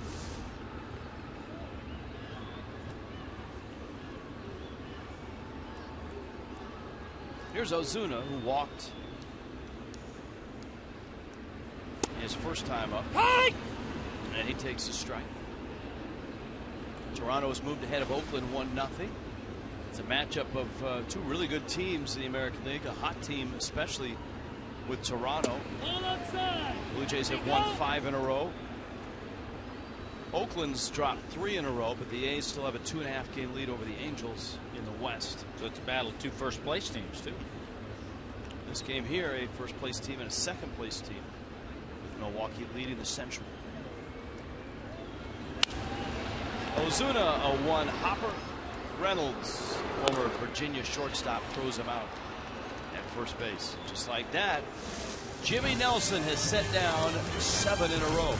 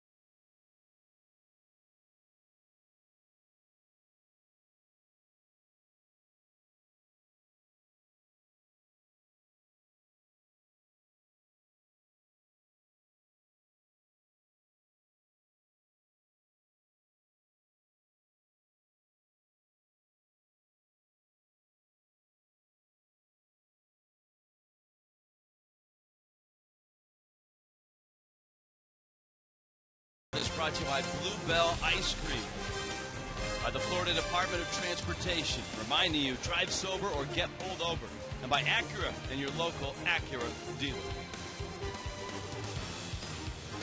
In Miami today, it has been all Brewers.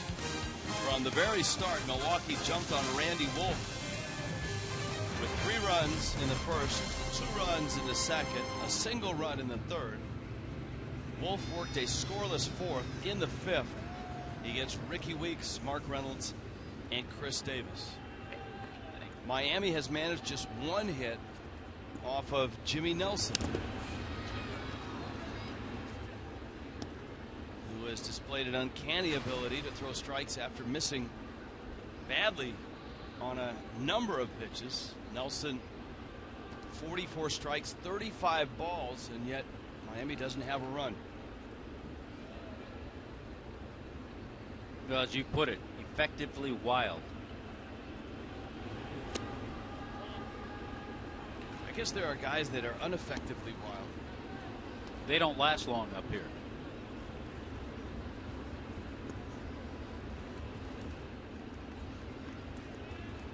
Weeks singled, lined out. Then you got Reynolds.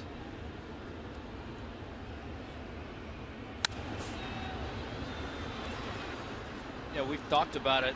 The first 2 games of this series with Scooter Gennett having played mostly at second base.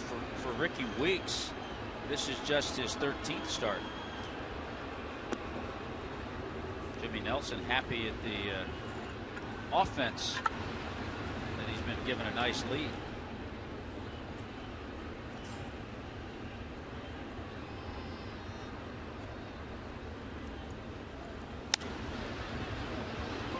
Weeks with a pop-up, Stanton out in the right, and he makes the catch. So went out here in the 5th. I know it's a 6-0 game, and Wolf has been knocked around, but the Marlins would like to see Wolf get through at least this inning, and depending on what happens, maybe even the next, because the Marlins are right back at it tomorrow and do not have a day off until next Thursday. And really, this is not a game that you're going to judge Randy Wolf completely on. We talked about it at the very beginning. If you could pitch a tough matchup, pick a tough matchup for Randy Wolf, it would be the Milwaukee Brewers because of their right-handed heavy lineup. And I think for him just to have a couple of innings, if he get through this inning, not allow a run, spotting the fastball, using the changeup. You think about the lefty bats that the Brewers have not in the game: Logan Schaefer, Scooter Gennett, and Lyle Overbay. And no offense to those guys, but those aren't 3 big lefty bats that would scare you. Not like the righty bats that they have. Segura, Braun, Lucroy, Gomez, Weeks, Reynolds, Davis. And if you look ahead, again, not an easy matchup, but certainly more left-hand bats to deal with. Looks like Randy Wolf would pitch one of the games against the Braves.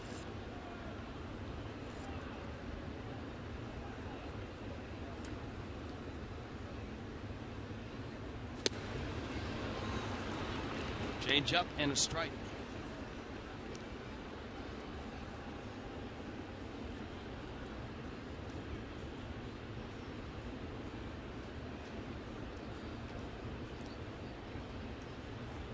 But the last few innings, he's used that changeup a little better. He's gotten it over. And he wasn't able to do that the first 2 innings. Reynolds fouls it back.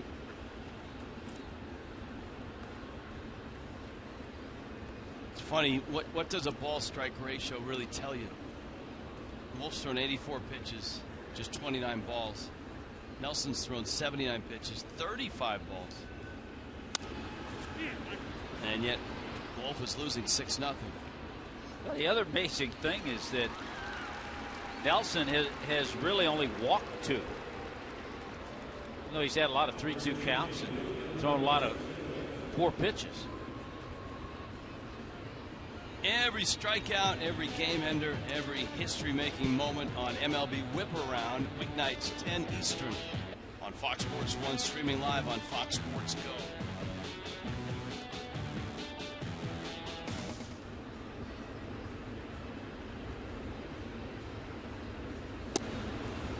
Davis takes a changeup for a strike. Much better. I think clearly you can see the difference and how he works when he can get that pitch over, then use the fastball a little bit, and then mix in a few curveballs.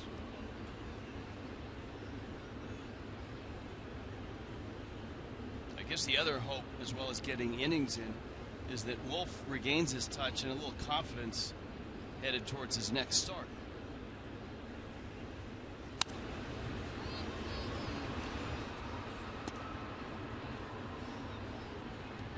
Said the procedure is just about the same. Tommy John surgeries about 7 years apart, 2005 and 2012. He said what's changed is the protocol for rehab. They're much more precise and have a much better understanding on the rehab schedule that you should follow. I think one of the key lines in reading some of the things that he has mentioned to Jose Fernandez, he said you just have to realize you got to put the brakes on the rehab once in a while. You can't get ahead of it because there's a process that you have to follow. Swing and a miss. Wolf with a good changeup. And so Randy Wolf with back-to-back scoreless innings.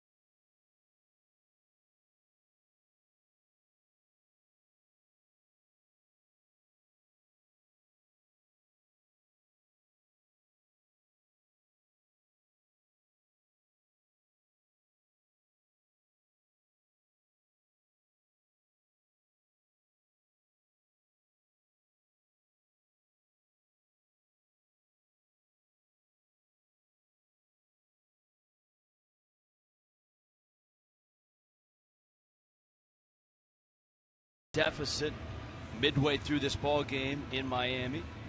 Give your group an experience they won't forget. A group outing at Marlins Park in 2014. Party areas, suite rentals, special event nights, fundraisers. You can experience Marlins baseball through a variety of group packages. 305-480-2523 or go to marlins.com/groups.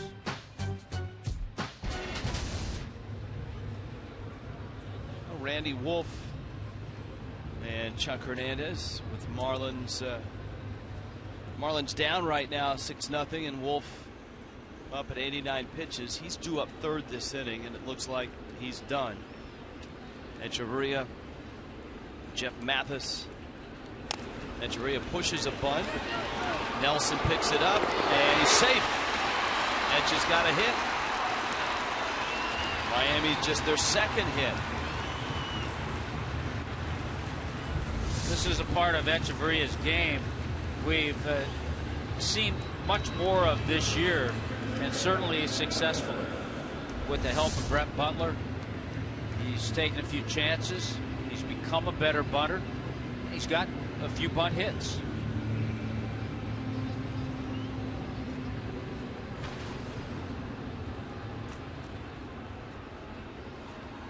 Now Mathis, he has the other hit. He's singled back in the second.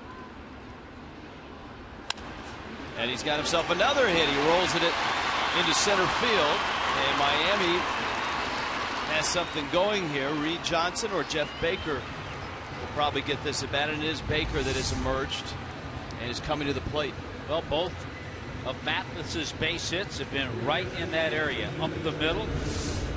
He's 2 for 2 in this one. And the guy who's gotten hits in the first 2 games of this series coming off the bench, Jeff Baker, guy who's put together some really good numbers in his career against the Milwaukee Brewers. He was jokingly saying in the clubhouse today, yeah, back in that Central Division, said did a lot of damage against this club.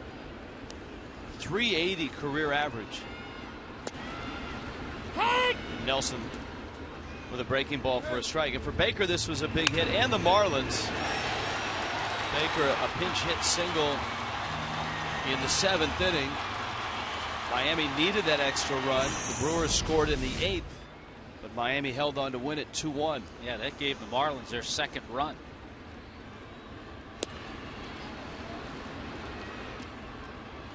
That's been a good pitch for Nelson. That breaking ball in which he's punched out Stanton twice.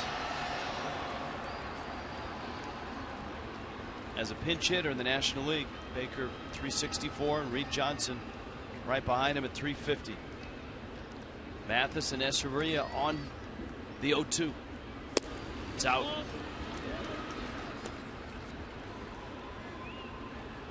It's Kevin Slowey in Miami's bullpen.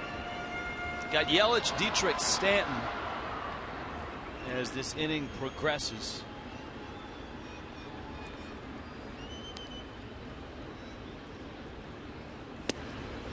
And he just threw it by him. Fastball up and in. So Baker goes down. Here comes Yelich.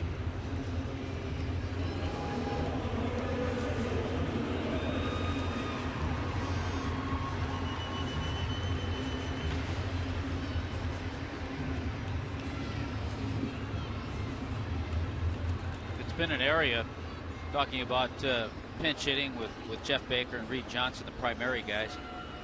It's been an area of improvement in 2 veterans, 2 guys who have played on a regular basis at times, but 2 guys who know their role, guys who are good in the clubhouse with younger players, and guys who have performed on the field. And that carries a lot of weight, the fact that they're performing.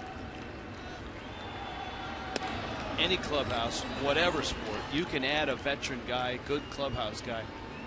But if that player's not playing and not performing, the leadership and the voice, the impact is really softened by that.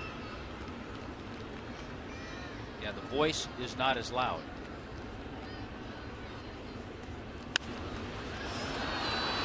Yelich going after the 2-0 and fouls it off. Miami just hasn't had real good swings against Nelson. He's, as we pointed out, hasn't been around the plate as much as you would think for a guy throwing a 3-hit shutout in the bottom of the 5th. Does have 5 strikeouts. It's 3-1 now on Yelich.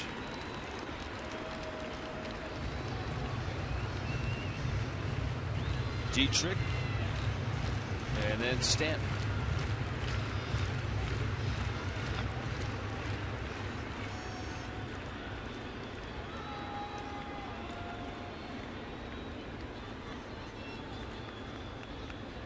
That's up and in, and Yelich walks.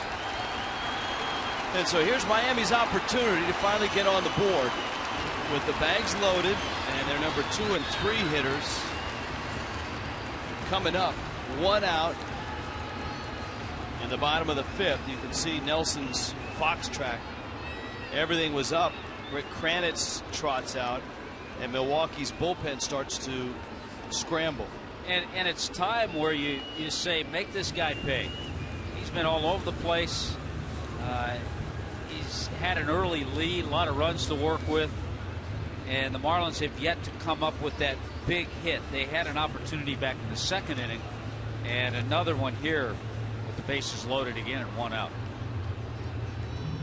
Grant is taking as much time as he can. Doug Yennings, a home plate umpire, says, all right, let's go. He said, all right, Cranny, I know what you're doing, but we got to speed things up.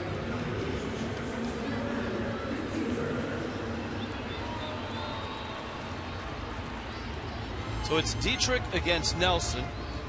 Dietrich walked in the first, was called out on strikes. Remember, a borderline pitch, a backdoor breaking ball that got him in the third. And so they meet here. Infield is back for 2. Miami down 6-0.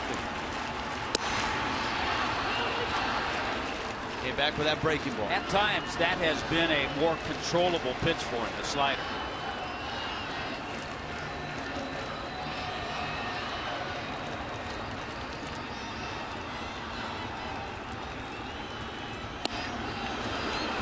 But Dietrich had a rip and a fastball, and now it's 0-2.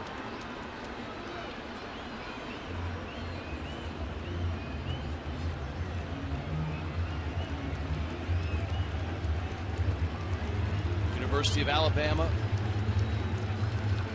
Niceville, Florida, and the top prospect in Milwaukee's organization. Wow, terrific pitch. Those are probably the 3 best consecutive pitches he's thrown all day.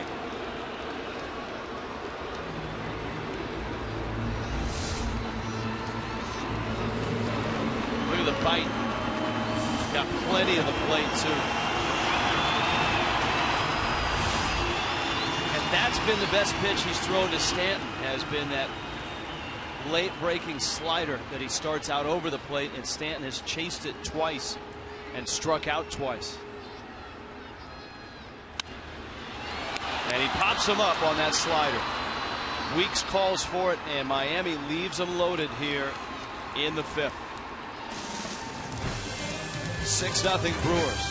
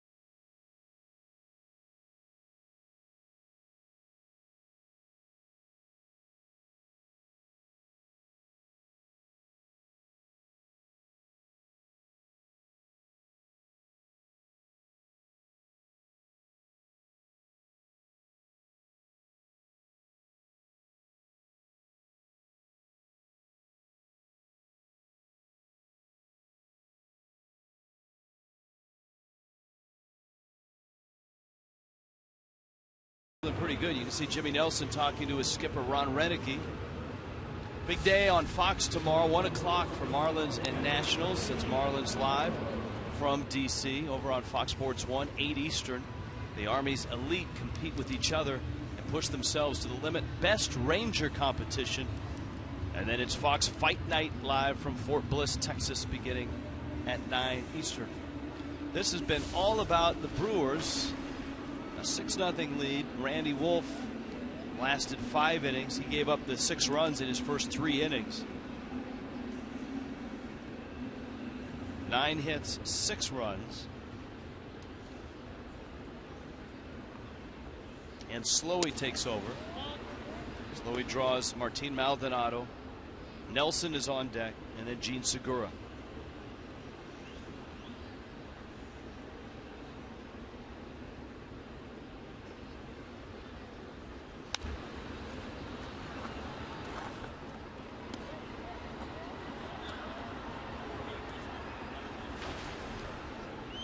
Maldonado had an RBI single in the third, but then again, who doesn't in this Brewer lineup? A lot of hits scattered around, a lot of RBIs as well.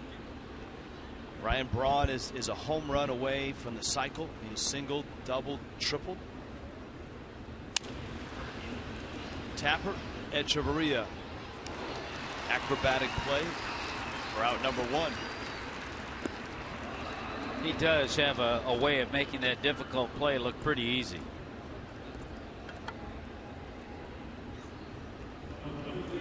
And here is Nelson. The Marlins obviously didn't help Wolf while he was out there. Christian Yelich and Adeiny Echeverria both with errors.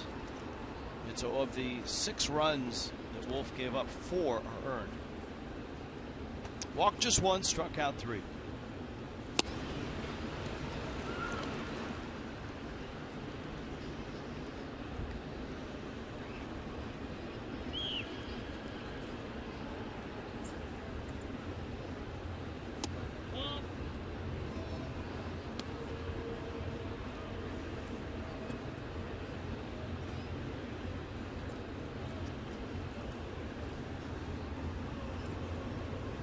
One-two to Nelson. Foul back Phillies in that Beckett-Burnett showdown. Josh Beckett has thrown 4 1/3 no-hit innings in Philly. And the Dodgers have a 2-0 lead. So Beckett has walked 2, struck out 3, hasn't given up a hit yet. We'll have to keep our eye open. There are some other former Marlins on the mound today. Ricky Nolasco pitching later in San Francisco. The Twins and the Giants. And Nolasco's had some great starts in San Francisco. Ricky 2-4, and his ERA is 5.5, 5.50. And a little later today also, Kansas City's in Anaheim to take on the Angels. Jason Vargas for the Royals. Vargas is an ex-Marlin, ex-Met, ex-Mariner. Have I missed any Jason Vargas teams? No, but he has certainly matured later and had a nice career. I just have this feeling I'm leaving someone out of that 4-team set. Mets, Marlins, Seattle, Kansas City. Didn't pitch in Anaheim, did he?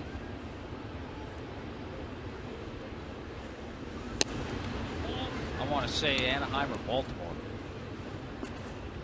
All right, here we go. Anaheim. He was with the Angels in 2013. And you're right, he is a guy that matured late.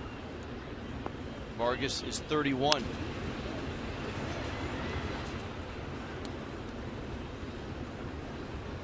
It's kind of goes along with the theory. I don't know where this theory came about, but left-handers, they always seem to come around a little later in life. So organizations may stay or stick with a left-hander a little longer sometimes maybe than a right-hander. Echeverria and the right-hander Kevin Slowey goes 1-2-3 through the Brewers in the 6th.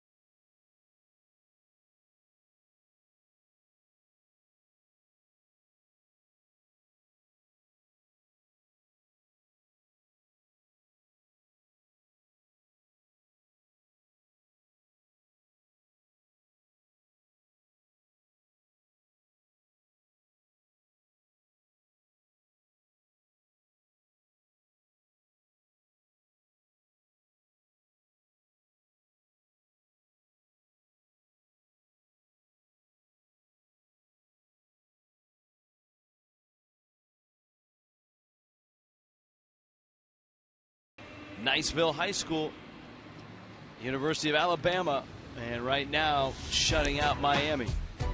MLB.TV Premium, #1 live streaming sports service, is celebrating 12 years. Happy birthday to MLB.Premium.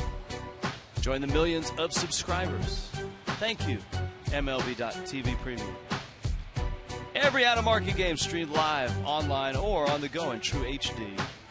MLB.TV Premium, over 400 mobile and connected devices. Tommy has a variety of those. Restrictions do apply.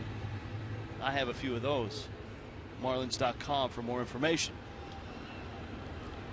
This would be Casey McGee. Nelson's still out there. And that sweeping breaking ball for a strike. 0-1. You got a feeling Rick Kranitz may have relayed that message to him. Use that pitch a little bit more. You know, just going back to Giancarlo's last AB, the pop-up with bases loaded.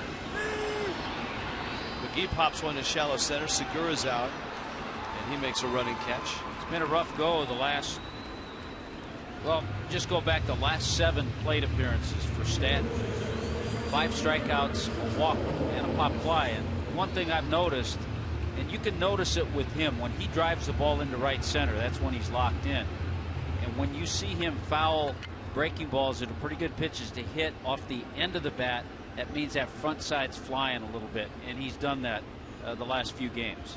Coincidence or maybe result of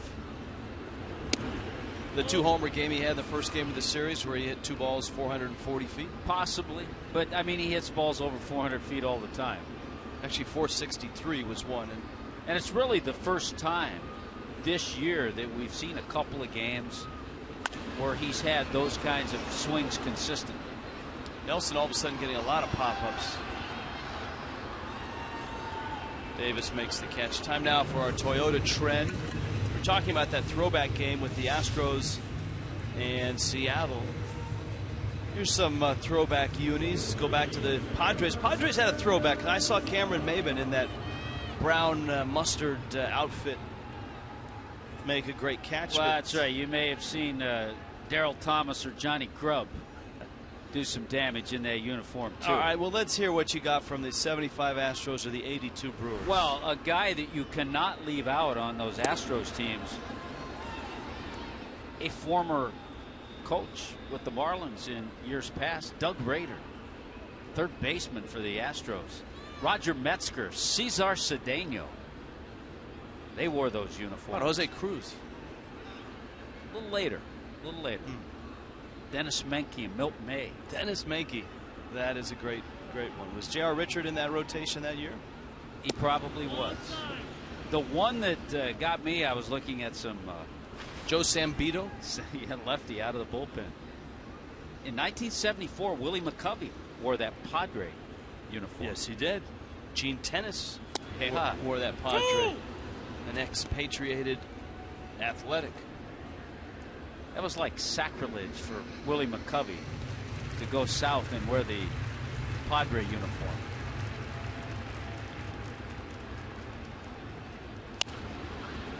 Bouncer over the middle. It's going to be a tough play for Weeks. And Ozuna beats it for a base hit. All right, what do you have from the Brewers circa 1982? Now, another guy that was a terrific Oakland Athletic, had some years there, Sal Bando and Raleigh Fingers. Raleigh Fingers coming out of the bullpen, had that uniform on, yeah. You going to Ben Ogilvie me here or what? So did Jim Slayton in the starting rotation.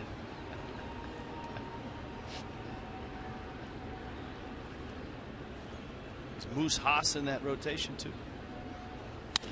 Might have been. Echeverria fouls it off. Yeah, you think the base hits the Marlins have gotten today, they have 4 singles. The 2 ground ball singles up the middle by Mathis.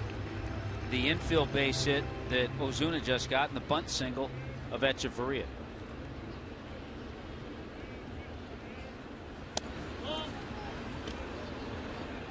For an organization that has a really nice rotation, Gallardo, by all accounts, will be back to make his next start. Kyle Loesch is paying off. We've seen a couple other good arms in Estrada and Peralta in this series. Of course, they've got Matt Garza as well. The Brewers had to be thrilled with Jimmy Nelson's start, and look at Nelson as a guy that very soon could be in this rotation. I mean, he's tearing up AAA, 5-1 with a 1.71 ERA. At some point, he won't have much more to prove down there. And you would think he'd find a way to Milwaukee. Well, and the other thing, rarely does a 5-man rotation stay healthy the entire year. So this is the opportunity for Nelson to say, okay, I'll go back down. His last start in AAA, he was a 2-1 winner against Oklahoma City in 7 innings.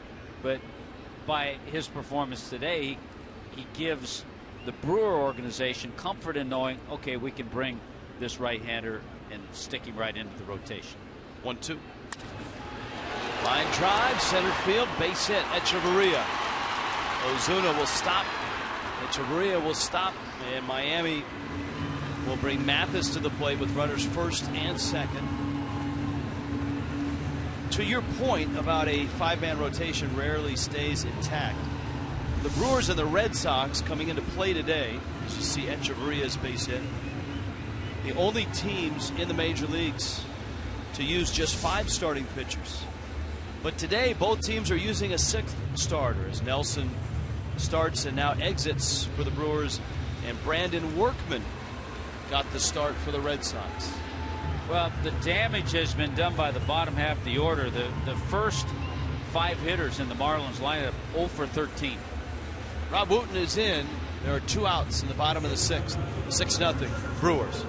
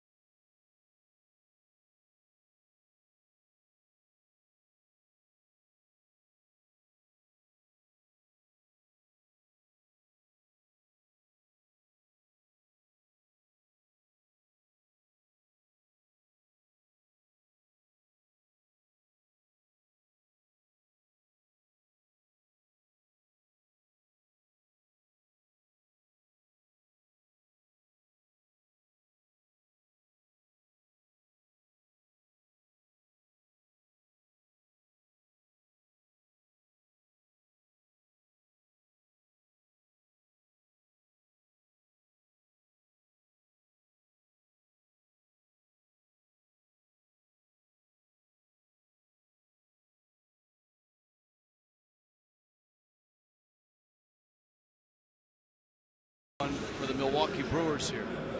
Bottom 6 with 2 outs. He exits. And he gives way to Rob Wooten, who's had a solid year out of Milwaukee's pen.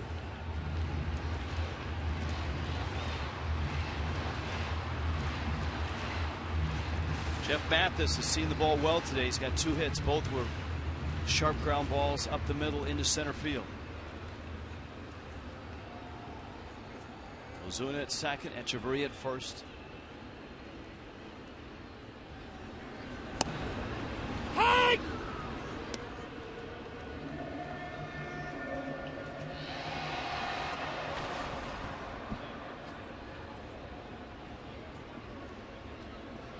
Pitcher spot is due up next. Donovan Solano is on deck.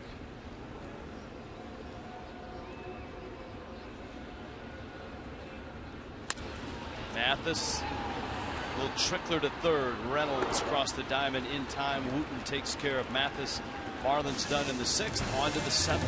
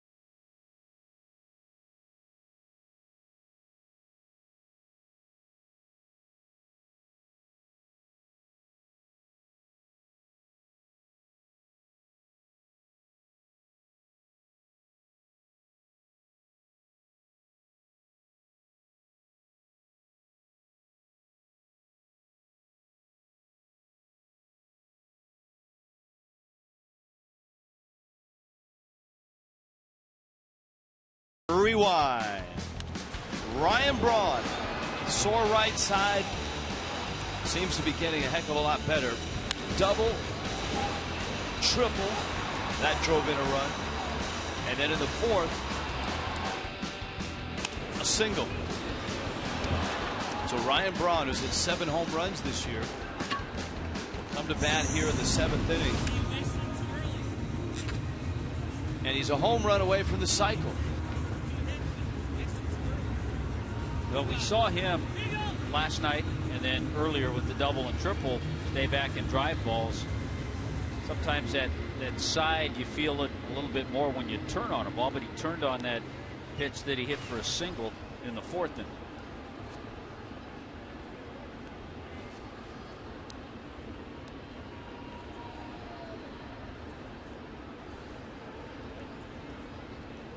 So his first at bat against Kevin Slowey, he goes after a fastball. And he turned on that one. He did not hold back on that swing.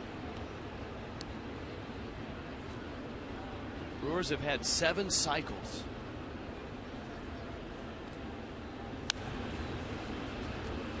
Oh, 2.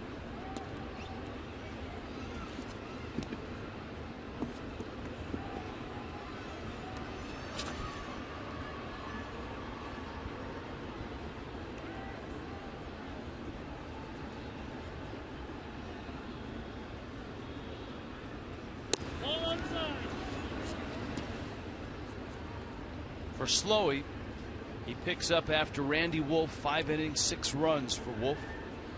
And the runs came early and often. 3 in the first, 2 in the second, and then Milwaukee added 1 in the 3rd. As you pointed out, Tommy, 3 games in Washington, D.C. Off day on Thursday, and then home for the Braves. Of course, the Marlins chasing the Braves in the East. Homes for the Braves and the Rays. Yeah, the Braves and the Rays. Couple of games, 2 here and then 2 in St. Pete. So it's actually a 5-game homestand, which is odd. And then the Marlins have a weird road trip where they go to St. Pete for 2, to Wrigley Field for 3, and then to Arlington to face the Rangers for 2.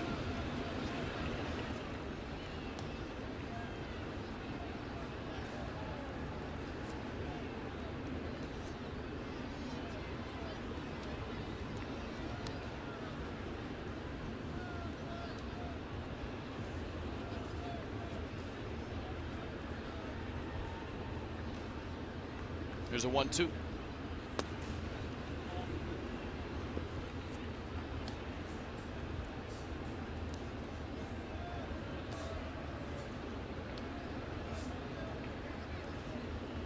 $21,800 and change.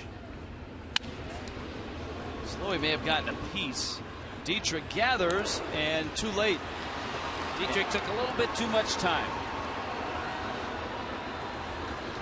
Part of that is probably not knowing enough about Ryan Braun. Having watched Braun play for a while, you know he is fast. But you're right, this was deflected a little bit by Kevin Slowey. Dietrich planted and then took a couple of extra little shuffle steps, and it was that cost him, and Braun got up there and got his 4th hit. Here's Lucroy now. Hey!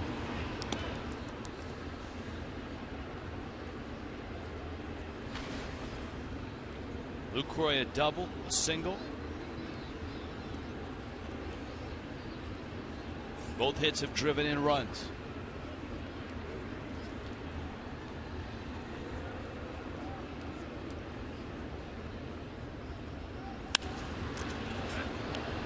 Ozuna into the gap to make the catch. And that brings Gomez up. Dodgers have stretched their lead to 3-0. And Josh Beckett has thrown 5 2/3 innings of no-hit ball. That's it. Beckett-Burnett matchup. Justin Turner is homered for L.A. But Beckett has walked too, so it's not a perfect game.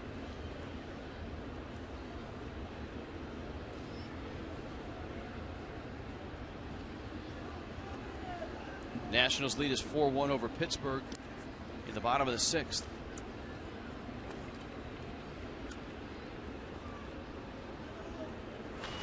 Pirates having to deal with Doug Fister.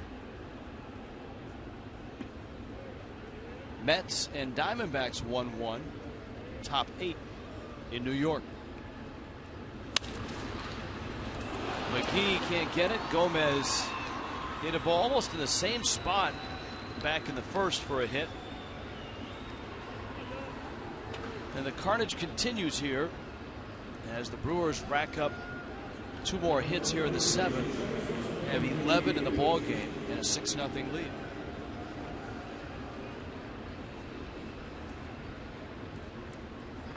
Arizona and the Mets are actually playing a doubleheader today. So that's the first game that's in the top of the 8th. Yeah, they had that rain out Friday night, and scheduled the doubleheader for today.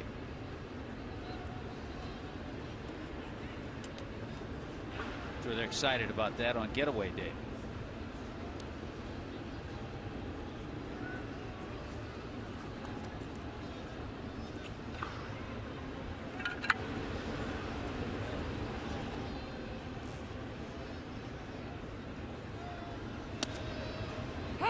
And a strike. Of course, the Diamondbacks, playing in New York and playing a doubleheader,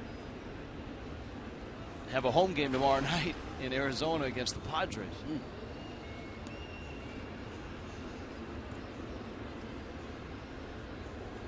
And the Padres are at home playing the Cubs a little later on. Weeks fouls it off.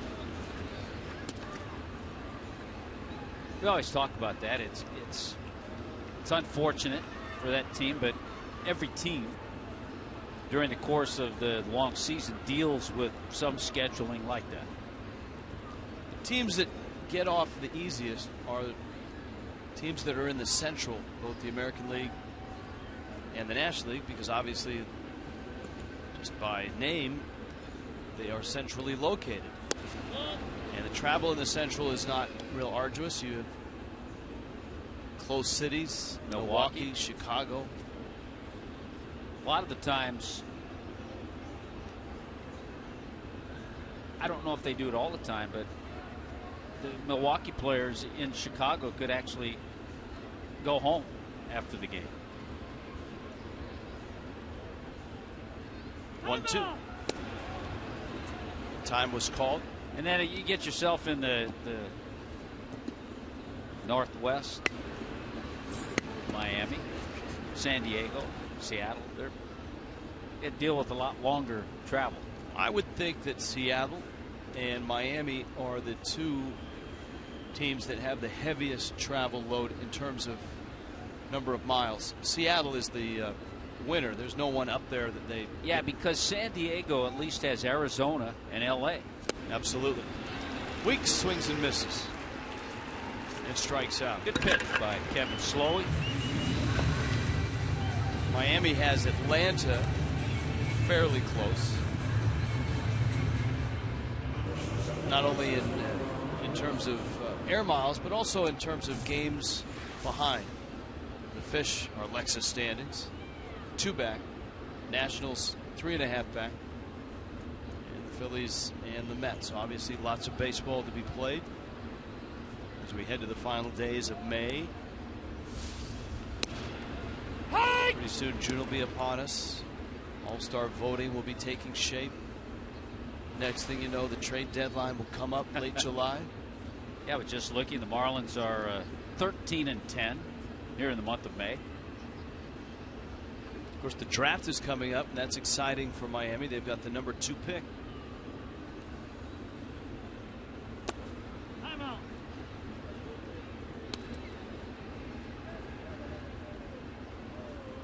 I know both Dan Jennings and Mike Hill were in Southern California when the ball club was out there. There were some players they were checking in on. I don't think the Marlins will draft a quarterback, though, in the first round. Here's a 1-1.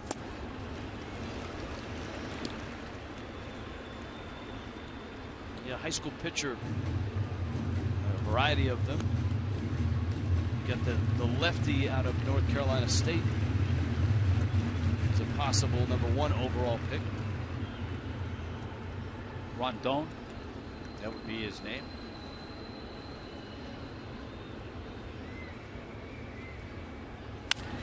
One-two, a ground ball out to short. Echeverria gets the out.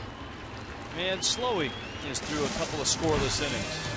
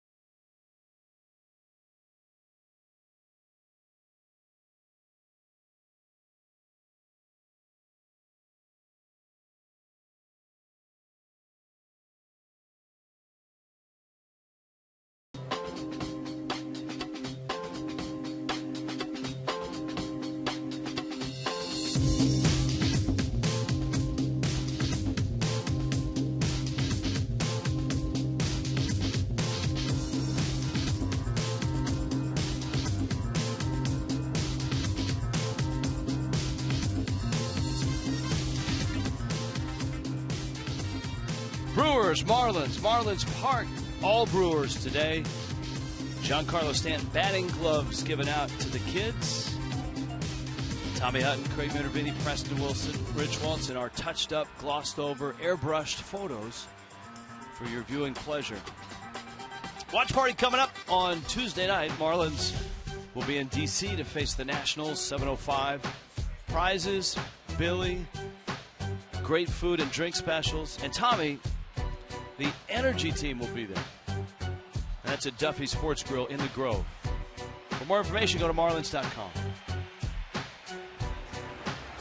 That's what the Marlins need. They need the Energy team. Need a little energy. Some energy. Get on our flight to Washington, D.C. when this. So I hope the pilot has some energy a little later on. Still a few innings left. I think the Marlins can get something going against the bullpen. Now that's the energy. That's team. energy.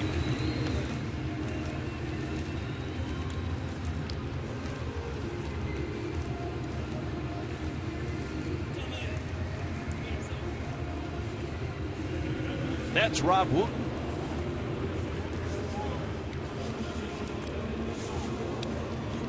Donovan Solano will get the at-bat for Miami.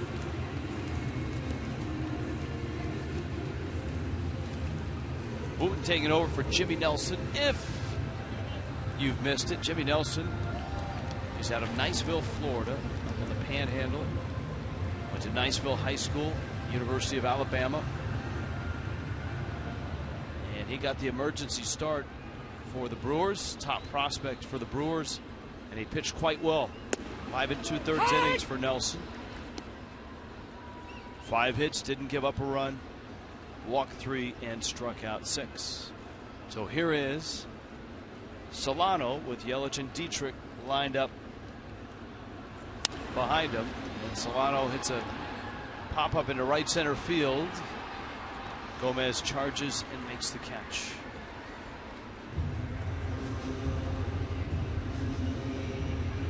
It's not been an easy season for Donovan Solano. Not a lot of at bats. He's not a guy that's used to that role as a pinch hitter.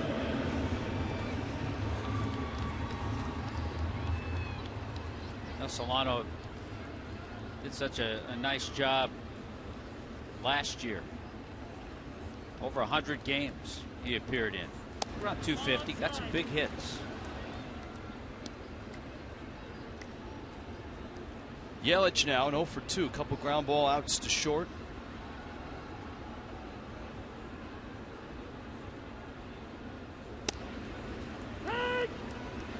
Be interesting to talk to Marlin hitters about Nelson, because he did not look like a guy that anyone was really comfortable, except maybe Jeff Mathis, who had 2 hits.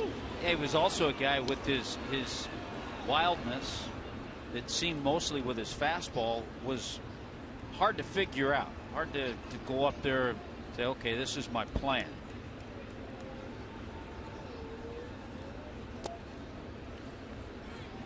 By the way, Josh Beckett still has his no-hitter. They're in the 7th. Wow, through 6. In Philly. He's through 6. Dodgers have a 5-0 lead.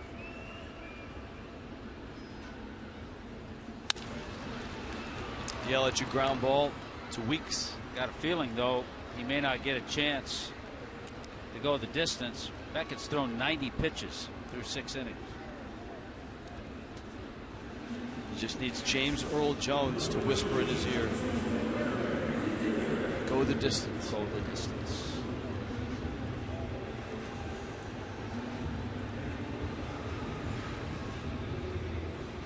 James Earl Jones could whisper anything and it would sound good.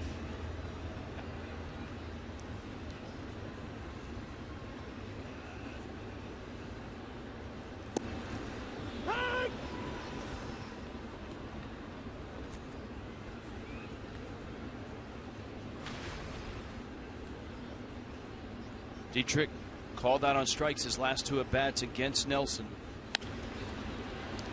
Pulls one foul and out of play. Texas is beating up on Detroit 9-2.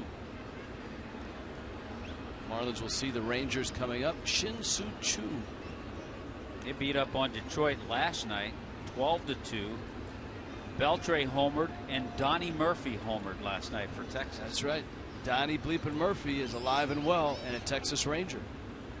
You know, here's a ball club. I mean, I knew he was there, but then I'm looking at the box score, and he was their DH last night. Choo is the DH today.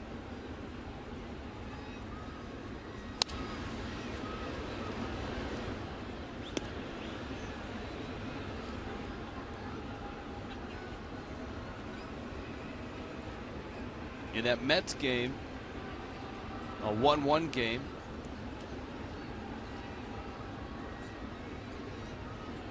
Arizona getting a nice start from Bronson Arroyo. 6 innings, 6 hits, a run. Yeah, he was injured a little bit earlier in the year. Mets starter is Rafael Montero.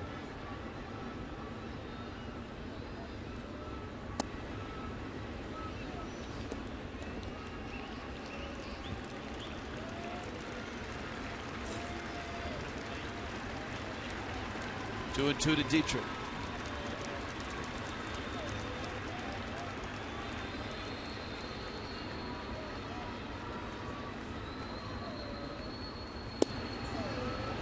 Wooten misses in. This is a 3-game set, the finale of the 3-game series, and the Marlins have not seen one of the Brewers' best weapons out of the pen, Francisco Rodriguez. He's having a very nice year. Bouncer takes Lucroy way off the bag, and his flip is in time to get the out. And that does it for Miami in the 7th.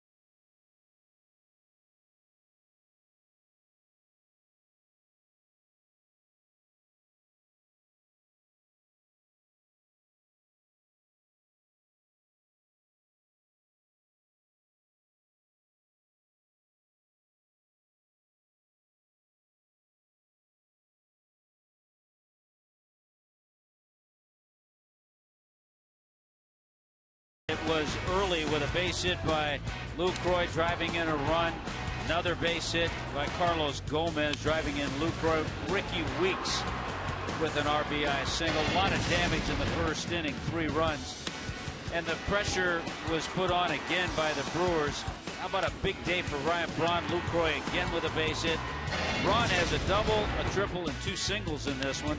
Martin Maldonado picked up an RBI with a base hit in the 3rd inning. So 6 runs for the Brewers all through the first 3 innings. And it's on to Carter Capps. Capps, who has had a nice start to his Marlin career. His 9th appearance, ERA right around 2.5. And you can see the walk to strikeout ratio is good. Opponents hitting under 200 against the hard throwing right-hander. And they'll see certainly a different look than what they saw from Randy Wolf. And to pick out some good in the last few innings of Randy Wolf, he retired 8 of the last 9 batters he faced. So he finished a little bit better than he started.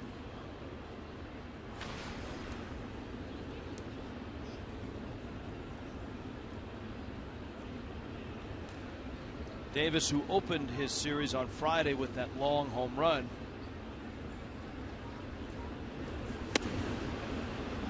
Capps misses inside.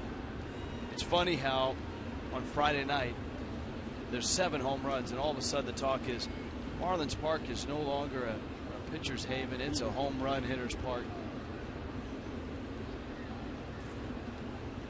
No home runs last night. And none in this one. Liner to right. Well, that's deep. Stanton spent a lot of time with his back to the infield, hasn't he? Davis in there with a double. Is it just me, or is number 27 been flashing on the screen a lot? It's been flashing on the screen, and a couple of times with Chris Davis hitting balls over his head. It's impressive when you watch a right-handed hitter drive a ball that way and it jumps so quickly over a right fielder's head. And Chris Davis has done that twice.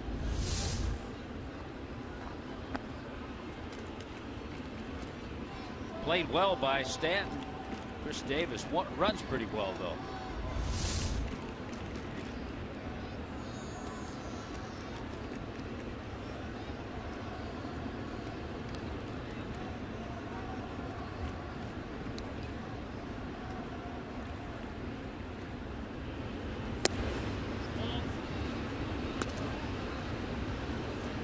Capps now facing Martin Maldonado. Caps is out of North Carolina, Kinston, North Carolina. North Lenoir High School.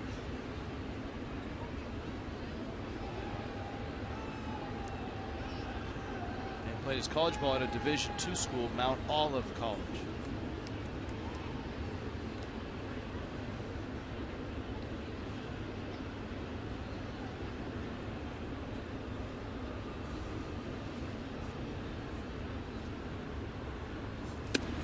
What position do you think Carter Capps was in high school? He's a catcher. It just doesn't fit his body type and his throwing motion, does it? Well, he's got a little bit of the catcher throwing motion, but no body type, no. I would imagine once they saw him throw a few times, they said, you're going to get on the mound. He lost only one game in 2 college seasons, and that was in the Division II College World Series.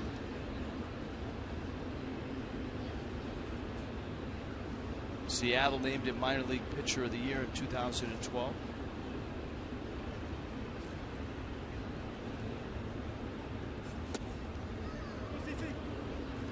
And of course came to the Marlins in the deal that sent Logan Morrison to Seattle.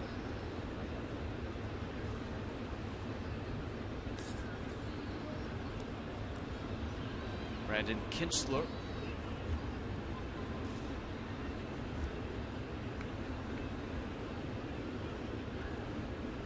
Capps worked a lot with Charlie Corbell, the AAA pitching coach for the Marlins.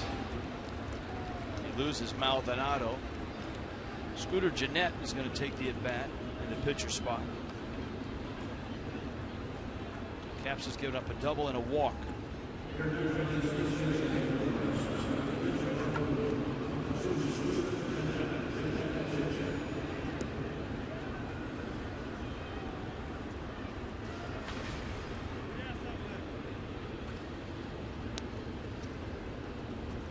Gennett, the Sarasota kid, has been in the starting lineup the first 2 games of this series. A 1-for-8 series. That one was a triple.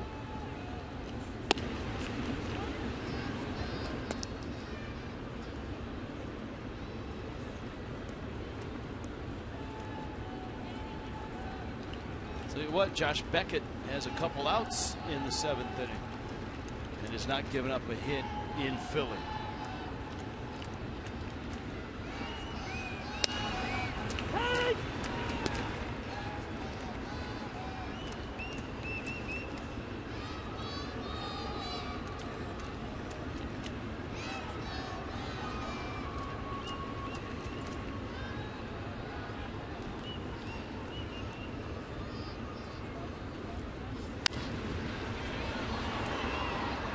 On that fastball.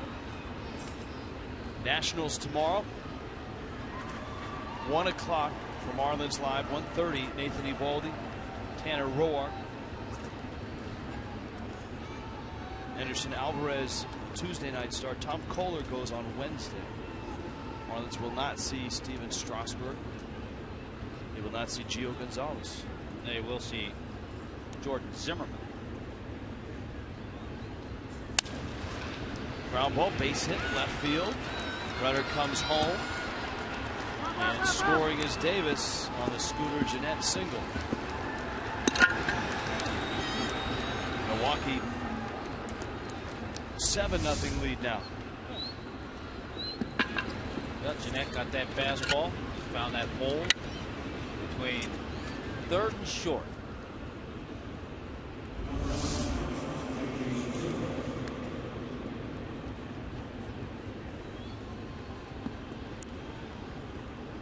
Segura is 0 for 4.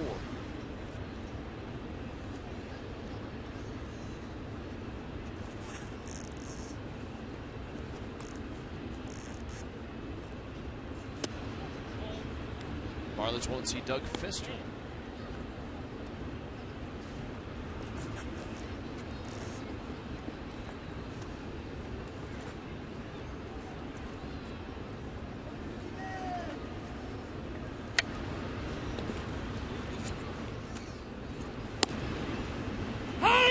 pitch there.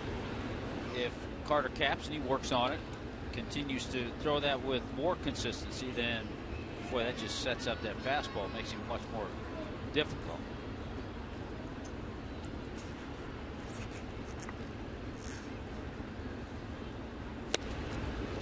Like that. Segura was bailing out and swinging all in one motion.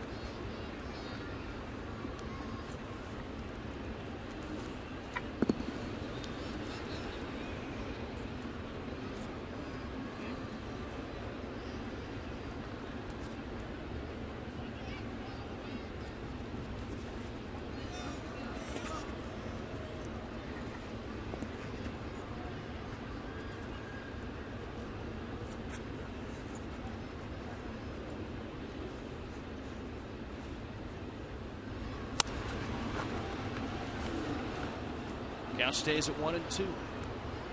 Josh Beckett is through 7 with a no-hitter in Philly.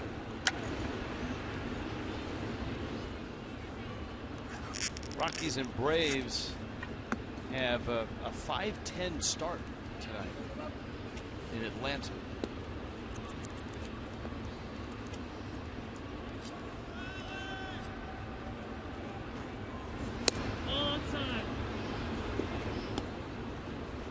Beckett now through 7 at 100 pitches.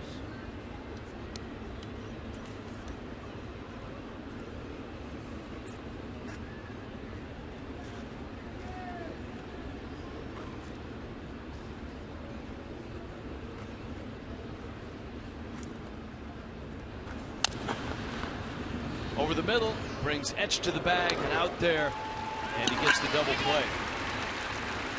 So 2 outs in the inning. Segura bounces into a double play. Now here comes Braun again with another chance to complete the cycle. He needs a home run to hit for the cycle.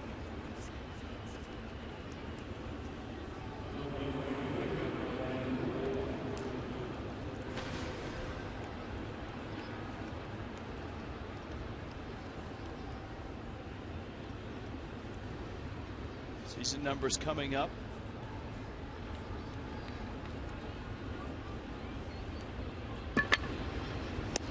Bronson's coming off the disabled list, at least coming into this game, had struggled.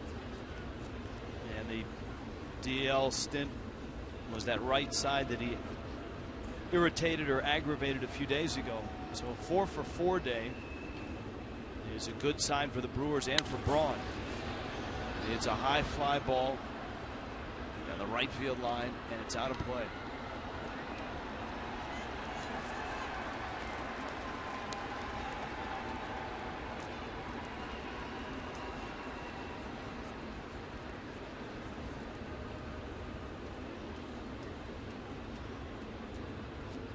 Braun has had in his career a couple of 5-hit games.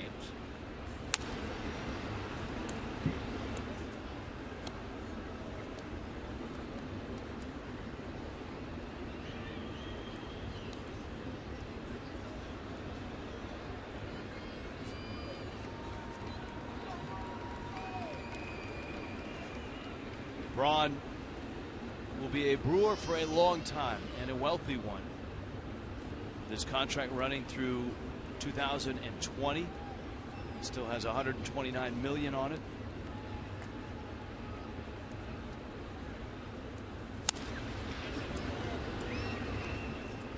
He's peppering both dugouts with foul balls right now.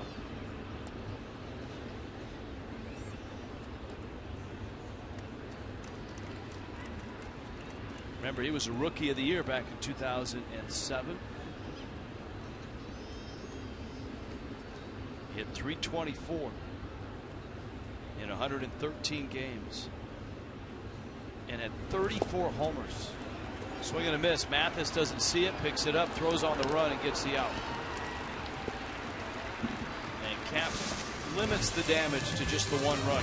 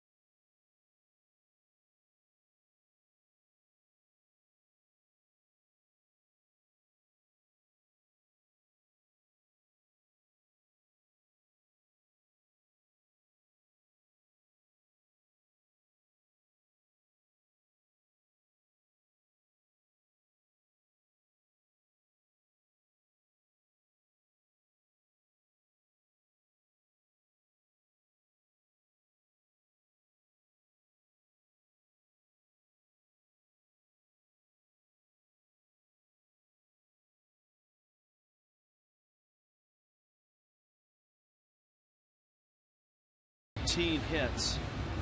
And the Marlins, without a run, they have 5 hits. As promised, the AT&T fan photos coming up. Hashtag FL fan photo. And a chance to be on the telecasts. There you go. Jose Fathead. That's your winner. It's brought to you by AT&T.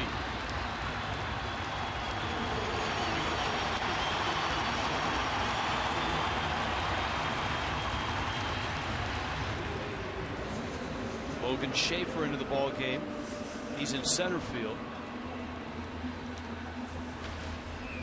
And the Brewers going with Brandon Kintzler now. He takes over for Rob Wooten. It was a Jimmy Nelson start, and that went quite well for Milwaukee. Both Kintzler and Wooten pitched in the first game of the series.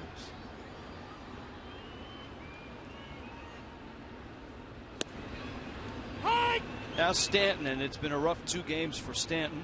Tommy documented the swings and the different approach and the success the Brewers have had pitching to him after he blasted him twice on Friday night. Yeah, they've stayed in with fastballs and they've thrown a lot of sliders away.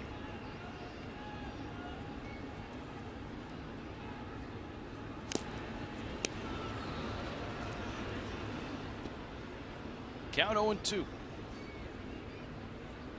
Stanton, McGee, Jones scheduled for Miami.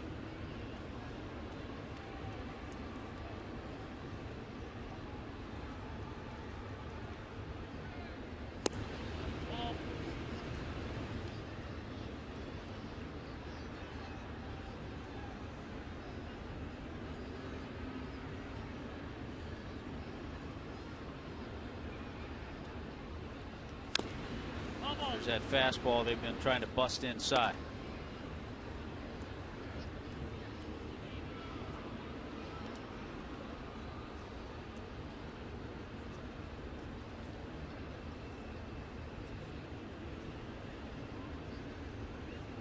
Josh Beckett is through 8 innings with a no-hitter in Philly.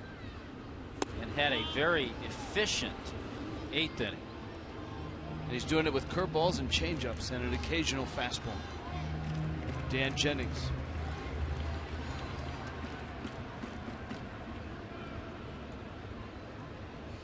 Two and 2 to Stanton, sitting on 14 home runs. There you go. All right. Liner to left. Hey, Giancarlo, back that up and take that to Washington, D.C. Well, he usually does. That's a good ballpark for him. Well, that's the one time that breaking ball hung on the inner part of the plate. But you're right about the way he's hit in D.C. Off speed, something off speed. I don't know if it was a backup slider, could have been just a changeup, but it stayed inner half of the plate, and Giancarlo was on it. So that's the kind of swing you like to see. Phantom Cam. Now McGee.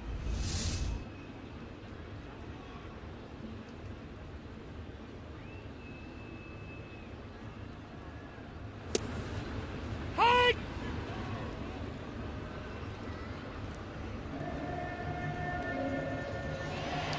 113 miles an hour. That'll get him, I believe, in the top 5. Wow, again. Once they refine that.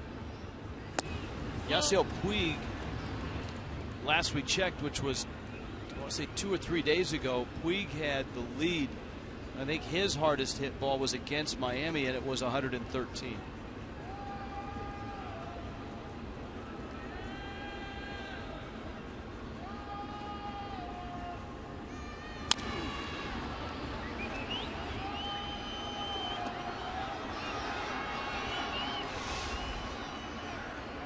Fastest exit speeds this season. Puig was at 115. My bad. But to stand at 113. And look at the number of times Stanton is on that list. So he matches that May 10th single. The amazing thing for Stanton is a lot of those balls are singles. And McGee goes down looking. 0 for 4 day for McGee. Comes Garrett Jones. Pretty good pitch.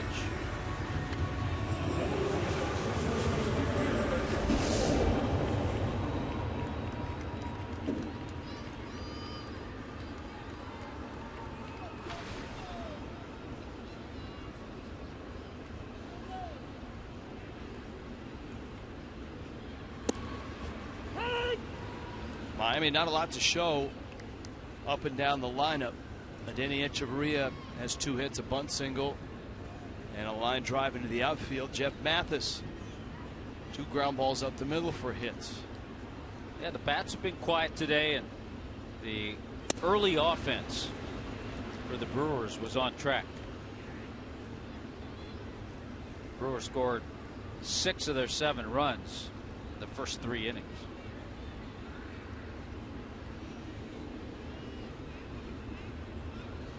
Ron Renicky and the Brewers, if they win this ball game, they will exit Miami 9 over.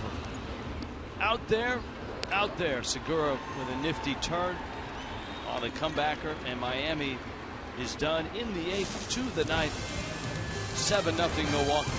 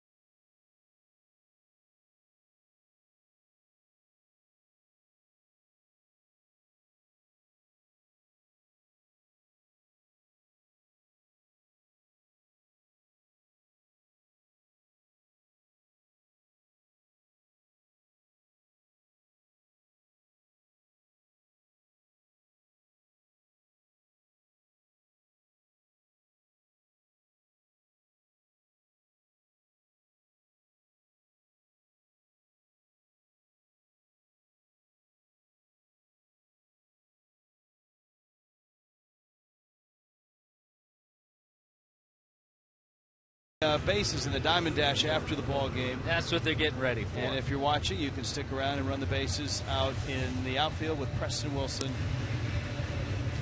Preston's got his feet up, relaxing. Craig Minervini will join him. Randy Wolf, a rough start. They'll revisit that. And Jimmy Nelson, the kid from Niceville, Florida, with a very big start for the Brewers. Dan Jennings into the ball game.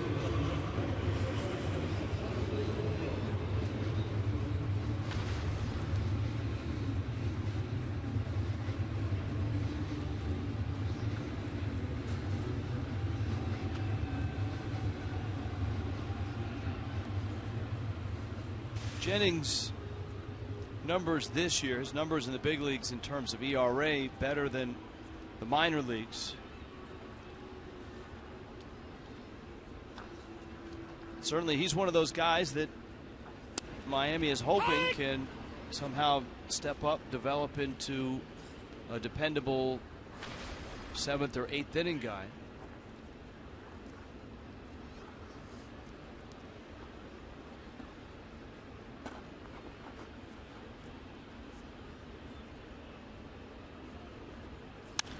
Lucroy shoots another one to right field, and this one's in there. And Jonathan Lucroy is going to go for 3. Dietrich's throw is not in time. Lucroy's got a triple. 2 doubles, a triple.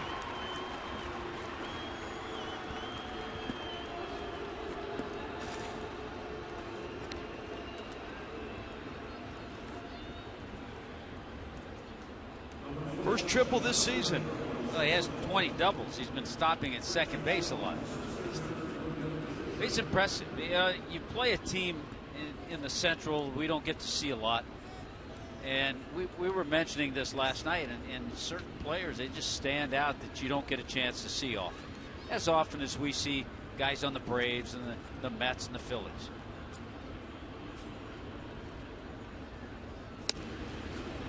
Schaefer swings and misses at a breaking ball.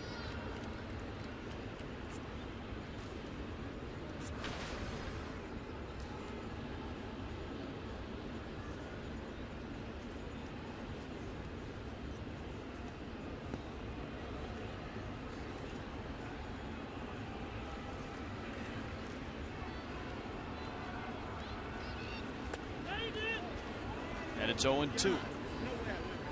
So in Philly, Josh Beckett is on the mound trying to do something he's never done, and that's throw a no-hitter. Dodgers have had 10 no-hitters. Beckett had 113 pitches.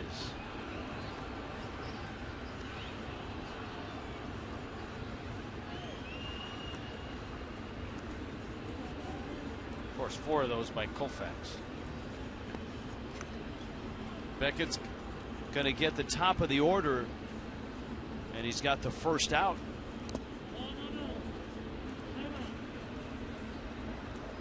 Schaefer battling here against Jennings. Talked about the pitchers coming out of the bullpen for the Marlins. I think Mike Redmond is just waiting for a pitcher or 2 or 3 to just step up and say, look, I'm the guy you want in the 7th inning. I'm the guy you want in the 8th inning. So far, that is the one area he has not had.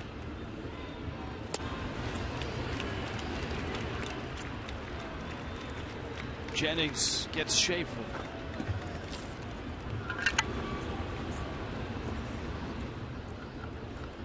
And Beckett is an out away.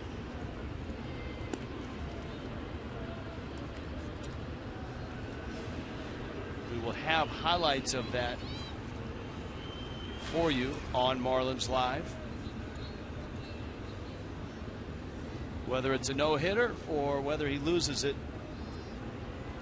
with 2 outs in the ninth. I'll show it to you right after this one. Weeks is up now. Lucroy a triple.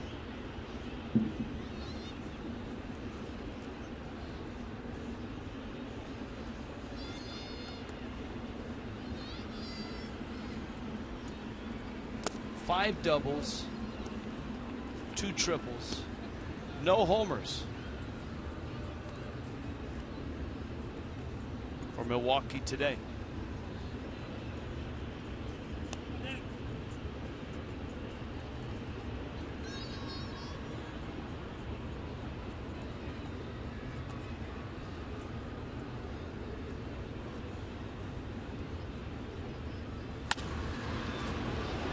Shot to right. Stanton has the catch. Runner tags and will hold.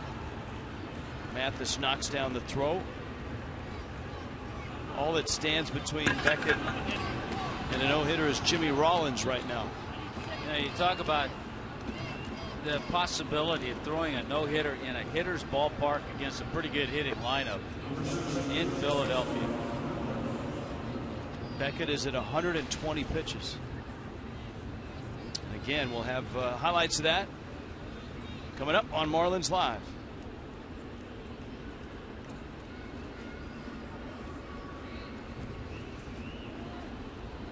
Mark Reynolds, a quiet day. He's 0 for 3.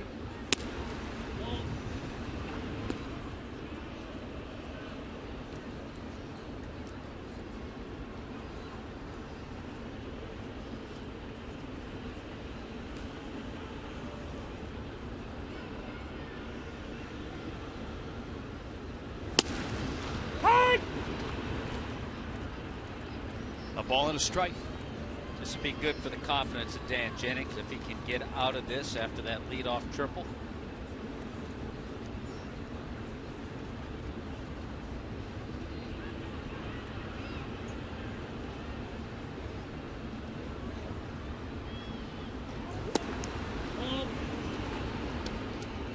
Milwaukee is home to face Baltimore in interleague play.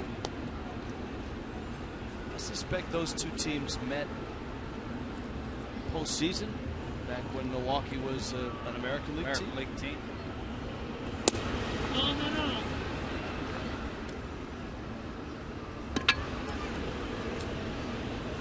Josh Beckett walked Jimmy Rollins. And so to get a no-hitter, he's got to get Chase Utley. It gets tougher and tougher. Utley's having a great year. The Dodgers, by the way, have a 6-0 lead in that game.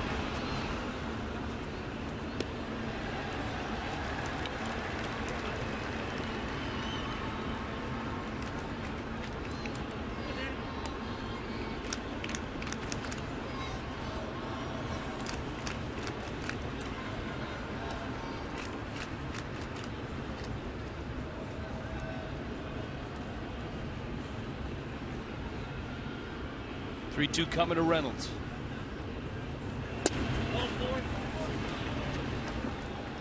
Jennings loses Reynolds.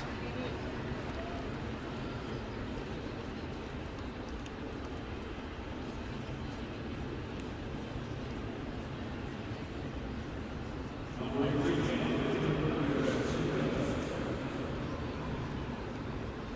be interesting to follow this Milwaukee club over the next few months before the Marlins travel to Milwaukee in September. Their rotation stays healthy. Or is it August? They get September. Aramis Ramirez back. Hey!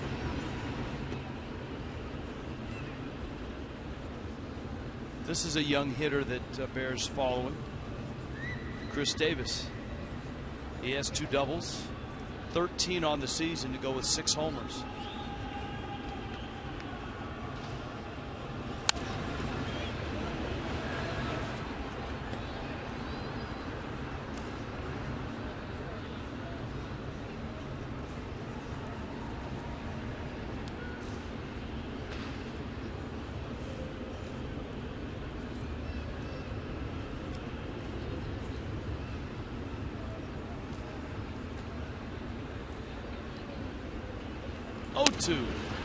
Swing and a miss. Got him.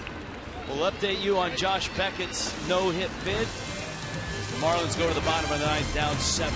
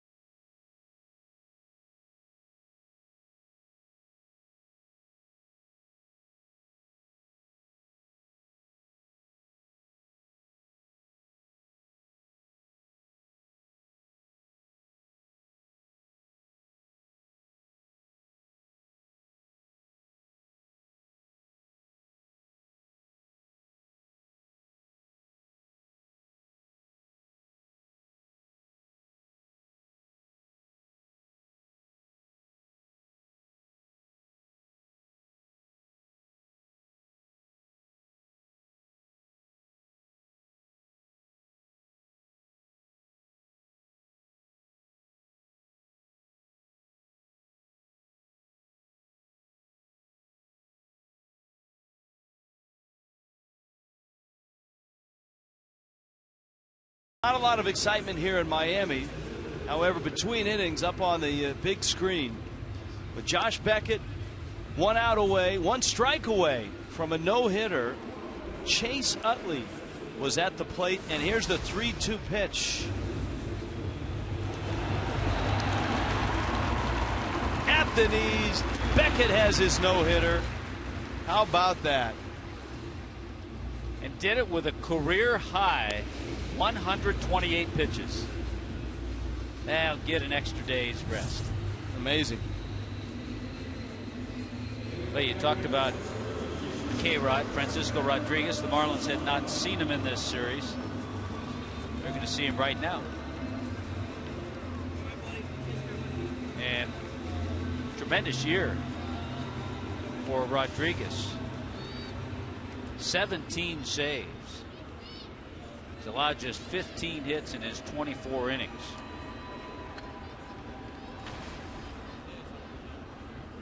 Milwaukee's bullpen has been good today. Rob Wooten, Brandon Kinsler, and now here is K-Rod. Ozuna, after the first pitch, pops it out of play. Miami seeing Jimmy Nelson, and I know this was just a one-time thing, an emergency start, and Milwaukee expects Giovanni Gallardo to make the next start. But I think Nelson proved that he belongs in a major league rotation at some point in the very near future. 5 2/3, 5 hits, no runs. Struck out 6. Randy Wolf, on the other hand, in this one, got knocked around early and gave up 6 runs, 4 of them earned in his first 3 innings. He would go 5. Kevin Slowey for 2, Carter Capps for 1, and Jennings for 1. Ozuna crushes one, left field, very deep, very gone.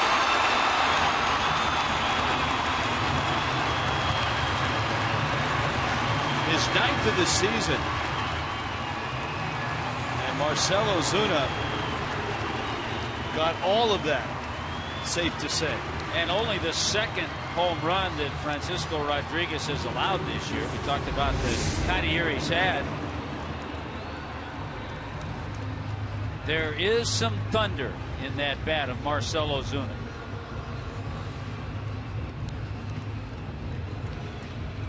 And went over the Clevelander in the 3rd row of seats.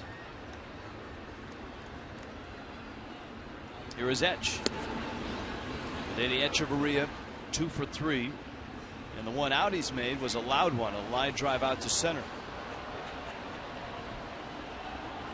It's amazing Ozuna can hit a ball that far, and it's 103 miles an hour off the bat. Stanton hits a low liner into left for a single, and it's 113 miles an hour off the bat. Yeah, that's just really scary.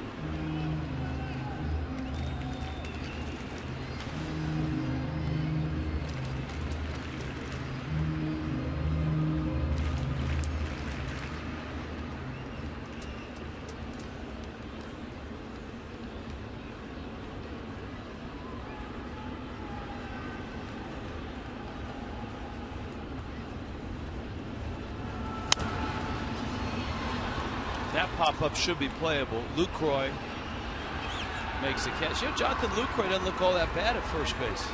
No, he doesn't. I think he's the type of athlete that the more he plays there, certainly the more comfortable he'll get. And it's a nice fit for Milwaukee. The way he swings the bat, it gives them an opportunity to get him some ABs. We've had Mark Reynolds over there when Aramis Ramirez was healthy. Boy, Francisco Rodriguez doesn't throw as hard as he used to. He has a good changeup still, but man, he had 62 saves back in 08. And if you remember, he first came on the scene with the Angels as a 20-year-old in postseason. He had not had a lot of games, just a handful of games with the Angels.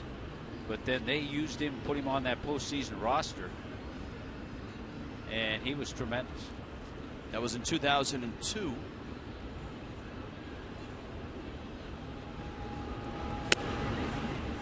Mathis takes up. Now Jeff Mathis Probably caught K-Rod, though he was not at the big league level back in 2002. He got to the Angels in 2005 and was there through 2011. Diving stop. How about that from Mark Reynolds? It's a part of Mark Reynolds' game, I think, that gets overlooked. You talk about the power and the strikeouts, but there's always been a pretty solid third baseman, and boy, what a leap, what a landing, what a catch.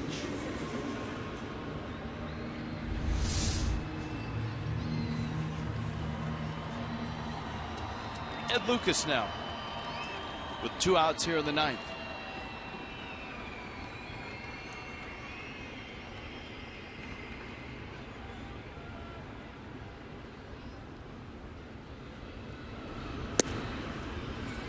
That wicked breaking ball was his calling card all the way back in 2002. Last year, K-Rod split his time between the Brewers and Baltimore.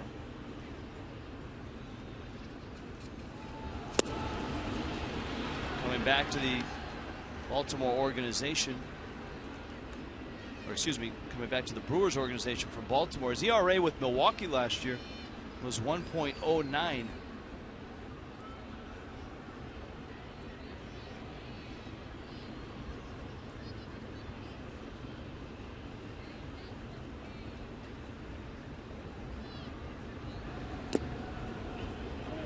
An All-Star 4 times, 3 of those with the Angels.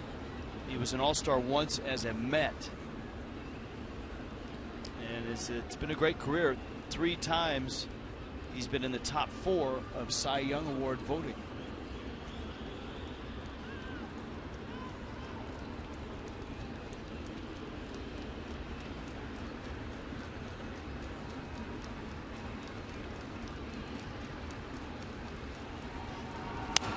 Lucas on the breaking ball. That's popped up. Lucroy is there and makes the catch.